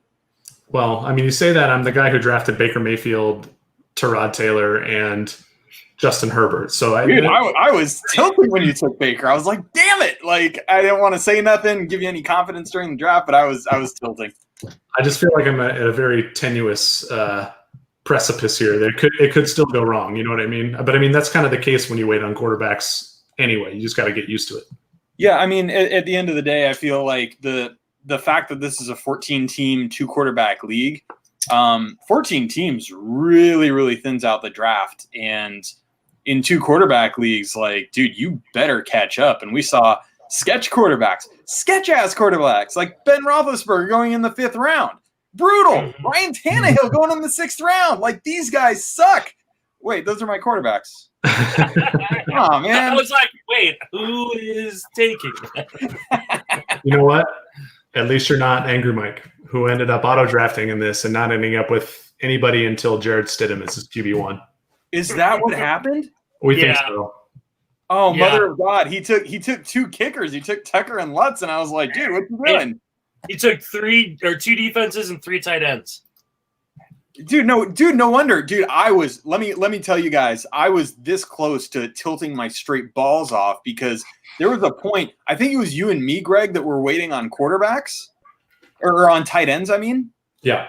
And, I just feel like when you take a tight end early in this format in a 14-team, 2-quarterback league, like you just feel like you are behind the entire draft. Well, you're not getting an advantage over that many other teams is the thing. Like, yeah, Mason, Justin, did you take a tight end early? Yeah, I took Kelsey in the 2nd round. Gotcha, yeah. I wasn't trying to shade you. I don't really know. No, I felt it, and I said it on the stream. Like, oh God, my running back situation is atrocious. I mean, it's really tough. You're just like behind the ball the whole time, and so I really wanted to wait at that position. I know Greg was trying to do it, and like so, I had my ranks printed out, and so I was crossing guys off as we went. And invariably, I'd miss a guy, and I missed that Herndon went right in front of me. This is like late, dude. It's like the 14th round. So I'm counting tight ends, and I'm like, all right, I'm cool. And so I took Robbie freaking Anderson, who's terrible and like an awful fit for Teddy Bridgewater. Like, what do I even need this guy for? Because I'm like, oh, dude, Fant and Hawkinson and Ebron, and like, dude, all these guys are left. And then I realized that Herndon was already taken, and I'm like, shoot. And then Angry Mike takes like a 2nd tight end or a 3rd tight end, and I'm like, oh no! And then people start taking their 2nd tight ends, and I'm like, no, I'm gonna get asked out. I'm gonna leave this draft so pissed off because I took Robbie Anderson instead of like a position that I actually needed. Like, why did I do this? I'm tilting.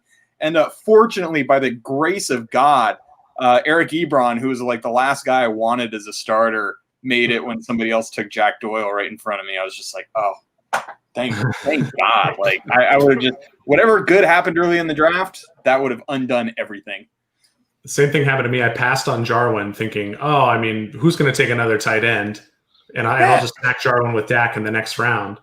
And of course, the top guy on ADP or in Yahoo's client is Jarwin. So the auto drafter takes him. It loops back around and takes another tight end. I'm like, oh my God, what am I doing? And so I'm like, okay, Jarwin's second tight end. What you doing? Yeah. Mm-hmm. Did we get? Hold on. Have you guys taken apart Justin's team yet? I don't really know the teams well, so I want to see what's going on. No, yeah, my team is pretty atrocious. It's and no, I mean my running back situation is it's Mahomes. Took Mahomes in the 1st round. Then wide receivers are DJ Shark, Stephon Diggs, Paris Campbell, Debo, Chenault, Brian Edwards, and Quintez Cephas. Running backs is where I'm in a lot of trouble. James Conner, Tariq Cohen, Joshua Kelly, Keyshawn Vaughn, and Eno Benjamin. And then obviously, I'm not going to lie to you, friend. This is sketch. This is sketch as all hell. I kind of like your running backs more than I like your wide receivers, to be honest. How dare you? Well, I mean, that really illustrates like what we were talking about. Like you got a dope ass stack, right? You got Mahomes to Kelsey. That's fire in a 2-quarterback league, 14 teams. But I'm sure you just felt the whole time you were just like chasing receivers and running backs, and it's so hard to catch up. I know we call it the BARF league. I think Justin legitimately threw up in his mouth when he had to pick Tariq Cohen. It was. I didn't even take a kicker. Like that's I just like okay, give me another position player. That's you and me both, brother. No kickers. And none of us took kickers. That's the no kicker zone. That's how you know we're all sharp. Yeah. But I'll tell you, this will be the last draft where I wait that long on running back. It's just where I mean, I could have gotten away with taking Kelsey in the second, but then I needed to take like 3 straight running backs, and I didn't, or at least 2 straight running backs, and I didn't, and that was the mistake, obviously. And this is what I get for not prepping for a draft and forgetting that it was coming up. So this is my bad, and learn my lesson. And next time I will be prepared for my next draft, which I think is Wednesday. How did Bubba do? Because he was talking about how unprepared he was as well. I'm looking at his team now. Started Derrick Henry, Deshaun Watson, Chris Carson. Seems solid. Getting running backs, get a stud QB locked up. Then he went with Warren, which tilted Justin Mason out of his mind. Oh, yeah. Yeah, I yelled at Bubba. Extra points. We discussed his team's all right, bro. I like his team. He picked up a lot of good PPR backs, too, like Duke Johnson, Chris Thompson. Like, those are the types of, like, boring picks that can really pay off in a season-long format like this if you can find the right weeks to start them, which is always the trick. Of course. But, bro, he's got Henry and Carson at running back. He's got and Fournette, and then he's got McLaurin, Marvin Jones, and Edelman. No true number ones unless McLaurin takes like a big step up. But like when you have an elite quarterback in Watson like that, and an elite running back in Henry, like dude, that's really solid. I like his team. I like his team a lot too. Dude, that's just false advertisement. He said on Twitter, "I'm not prepared." What a dick! That's and BS, he got my boy Corey Davis. Oh god. Nobody's perfect. Hey, I mean, I think I have the kiss of death. I have the best grade on the Yahoo. You're dust. I'm fucked. You're screwed. It's because you got Mahomes. Like Mahomes was probably the first overall ranked player because it was 14 team super flex. You got him 5th. Yeah. And I mean, have those grades ever been accurate for you guys? The only way they're accurate is if you are the top graded team, you're just complete dust. Like if the season doesn't happen, I win. Yeah, so somebody I think did a like a study on this, and out of like 14,000 fantasy teams on Yahoo, 0 of them that had the best grade finished first. 0%. It's just math. It sounds about right. Yeah. This is why they pay you the big bucks. That's right. Somebody in the chat is asking how many points for passing TDs. Is this I think it's just 4. Yeah, not enough. I got Ben Roethlisberger. He's not going to run for any touchdowns, so I need you to pump that up, bro. Yeah. What do you guys think is the right number for that? Because honestly, I've messed around with it to the point in my home leagues where I set it at 5, just kind of split the difference between 4 and 6. I actually like that. I think that maybe I want to start penalizing interceptions more in those leagues, though, instead of -2 to a -3. That's what I like. I like penalizing interceptions. Obviously, in game they can be fluky, but like usually over the course of the season they're pretty reflective. And like I like the idea that a rushing touchdown is worth more than a passing one, but like a time and a half, it's a little shaky, especially when like a lot of those touchdowns are just like, oh, the running back got stopped at the half-yard line, we're going to sneak it. Like, cool. So if we all concede that I'm a genius and that 5 points is the correct number for passing touchdowns, if that's correct, what is the correct penalty for interceptions? -2, -3, -4? -3. I like 5 and 3. 5-3. I like that too, because 2 interceptions is worse than 1 touchdown, or it's like worse for you than 1 touchdown. It doesn't even out. It actually hurts you. Yeah, I hate the 4 and -1. It's just like, what are we doing here? What's the point? Might as well be 0. Right. Though, I mean, I don't know if I'm the right person to ask, too. I hate PPR scoring. So I'm a half-point PPR guy. I'm just a hedge artist all around. That's what it is. Cash game player. 5-point passing touchdowns, half-point PPR. I like it. I just hate the idea that you can have 2 receptions for 3 yards and that's worth something. Yeah, I mean, it's just one of those things, like so many things in fantasy where like the minute part doesn't really make sense, but like when you zoom out, the big picture over the course of the season kind of does. Mm-hmm. But I do like half the best. It's a nice medium between like classic fantasy football and like super souped up PPR. Well, Justin, you and I were talking about this. It's about playing the format you're given, right? It's like you see the rules and you adjust. Yeah. I mean, any fantasy sport, whether it's football, baseball, basketball, curling, it's all about give me the rules and I'm going to figure out the best way to beat you, given those rules. And so, I mean, ultimately, because some people come to me and they're like, hey, how should I run my league? Run your league whichever makes you and your friends the happiest. What are you guys going to enjoy? And then take those rules and figure out how to beat people with it. You guys, what kind of pisses me off? Like Toby, Batflip Crazy, is really good at fantasy football, baseball, and then he just had a really good draft here. Like he's supposed to be bad at fantasy football. That's really annoying. Fuck that guy, dude. Dude, that is just that's rude, bro.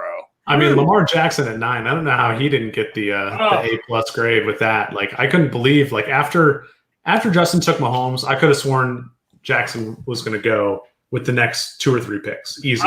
I was shocked. sliding. I was shocked that both Mahomes and Jackson were available at 5. Because like 5's a great spot in a super flex league because you have the option of the top 3 running backs or one of the top 2 QBs. And I just couldn't believe that I had the option of both QBs. And then to see Jackson continue to fall after that, I thought you were going to get a gift, Greg, with Jackson at 11. But Toby, really sharp drafter. I yelled at him a bunch during the draft, too. You should have. I think that was the sharp thing to do. That's really obnoxious that his team's good. The Tyler Lockett pick was the one that tilted me the most. I was going to take him that round. Yeah, because Toby played last year, right? Yeah, mm-hmm. And he didn't. As I remember, he didn't do all that well. So I was like, okay, cool. Like that's nice that he's not good at fantasy football, at least. He finished 9th last year, right ahead of me. Well, most people did. How dare you? Heyo. Do we need if we're going to eviscerate a pick here though? Dante Pettis just throwing a pick away. Nice. Says the guy who drafted both Ayuk and Kendrick Bourne. Yeah, exactly. So. Yeah, I mean, people are going to fall for that one again and be really, really upset. At least they're not having to pay the huge price on it like they did last year. Yeah. So I mean that's the one benefit. Sam, are you playing any big money football leagues this year? Probably not. What I usually do, I usually reserve like the most money in football to DFS. I found that like seasonal fantasy football I think is really enjoyable, but I find it extremely enjoyable when it's like in more like home and friend leagues. Yeah. And don't get me wrong, like there's certainly a place like, dude, if you think you're good at fantasy football, like getting some high stakes, this and that, I tend to reserve the majority of my bankroll for I play seasonal for fun and DFS for money. That makes sense. Yeah, that makes a lot of sense. I'm probably going to do the same myself this year. Yeah, I know you guys have probably talked about this already, so if you have, you can just shut me down. But I kind of wanted to get your guys' thoughts coming into the draft. And I know, Justin, you're like, I wasn't that prepared. But, like, what were you guys thinking just, like, game plan-wise coming into the draft, especially when you saw your draft picks, like what slot you were in? I mean, it was easy for me. Like, I'm, and I told Greg early on, like, I am a take best player available type of guy for the first few rounds and then, make it work from there. And obviously the failure on that strategy was making it work from there. Was just not taking the best guys. That's where you're Yeah, no, it's so I I obviously fell victim to how fast the running backs went in this draft. And I mean, because in years past, man, in Sammy, I can't remember if you were part of the league the first year we did football or not. I think so. This was my 4th year, I think. Okay, So, that year, I think something like 15 quarterbacks went in the first 2 rounds or something like that. Yeah. Dude, I think that year I took Brady because we did it at the rec room, right? Yeah, that was at the rec room, and I think I took Brady number 4 that year, and I was just like, dude, this did not work out for me well.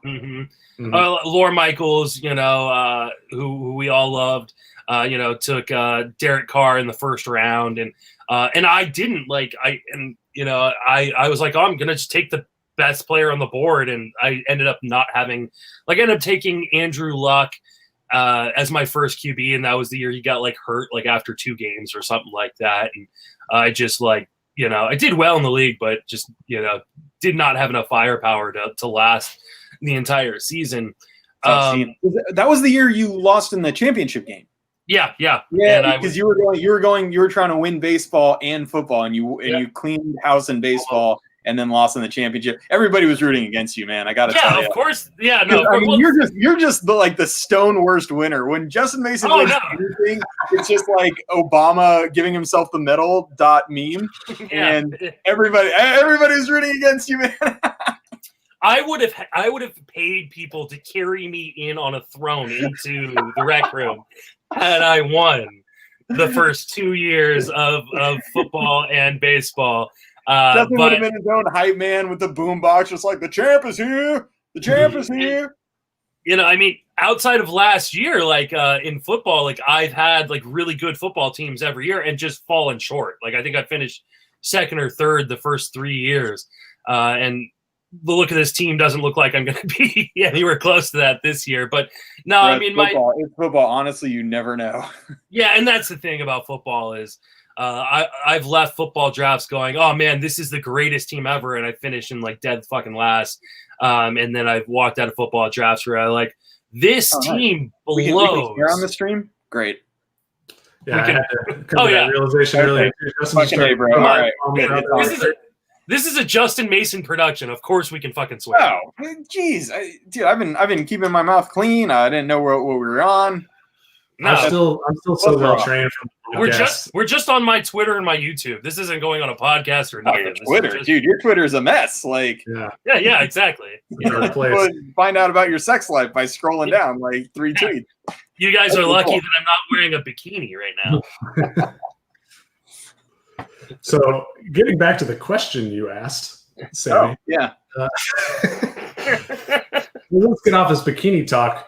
I mean, I've done so much 2 QB drafting, and I don't want to sound like that asshole, but I kind of just have a basic order of operations or strategy that I'm going to throw out in any league like this, depending upon my draft slot.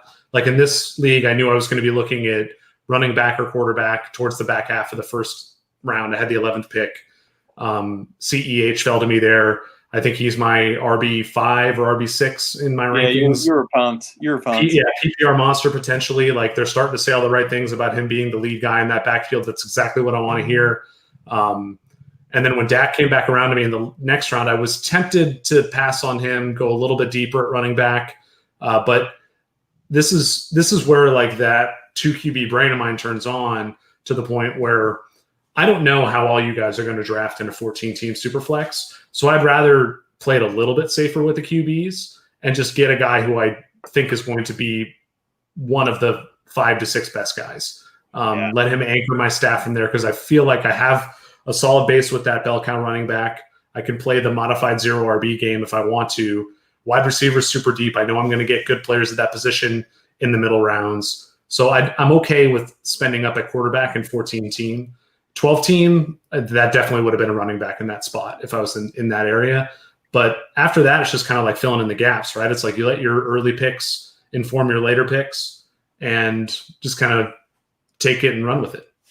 So I'm gonna make a confession here, and this is something I think I knew, but I forgot until the turn of the first round, is that it was 14 teams. Yeah. you know, dude, I got a 7-month-old kid. Like, you know, life is crazy. I don't know what's going on. And I jump in there and I'm like, dude, this first round is taking a while. Oh shit, that's right. It's 14 teams. Oh my god. And so that was my mistake. And you know, I mean, it really shaped the way the draft went. And I mean, literally, I got, you know, receivers and running backs I loved through the first 4 rounds, and then coming back in the 5th, I'm like, holy shit! Like, quarterback is a straight dumpster fire, and I need to get on this right now, or else, I mean, 14 teams, like, you're going to get left in the dust. Yeah, you have to get guys. So that was kind of a scary moment for me, like realizing, like, dude, I did not kind of mentally prepare for this concept. And you double tap 3 positions in a row: running back, wide receiver, quarterback. And if you can do that, and end up with 2 quarterbacks from like the top 20, I think that's exactly where you want to be in most 2 QB formats. Like, your quarterbacks aren't amazing, but Roethlisberger and Tannehill, those guys are players that you can start every week. Yeah, they're solid enough. I mean, I'm certainly going to have to really have a big edge at receiver and running back. And, you know, hopefully the guys I took get me there. I think I went Kamara. I had the 7, so I went Kamara, Eckler, A-Rob, and Cooper Kupp. Yeah. So, you know, in PPR, I think that's pretty good. But, you know, at the end of the day, like, Ben's gonna have to stay healthy. If he doesn't, my battleship sunk. On the plus side for Roethlisberger, no fans in the stands, so the whole home road split thing is just not an issue, right? It's great. It's great. But he has 1 home game in the playoffs, so, you know. Wait, we do 3 rounds of playoffs. What's this, week 14? At Buffalo. Oh no, that's not good. That's not what you want. No, we had a good run. Hopefully, Fitzpatrick hangs on to that job. So I actually looked at this last year, Greg, because I was like bragging to my wife how good my team in BARF was last year, and so I looked at like the final thing, and I played Ryan Fitzpatrick in the championship game, and he went for like 300 yards and 4 touchdowns. Legend. Yeah. I mean, it's just like that. He's the man. He's the guy. So I'm trying to recreate that magic. It's a good strategy. Well, I mean, here's the thing. Like, so I was trying to do what Greg did. I wanted to take Fitzpatrick, and then I'm like, dude, nobody's going to take Tua. Like, I'll just get him super late, like Greg did with Tyrod and then Herbert later.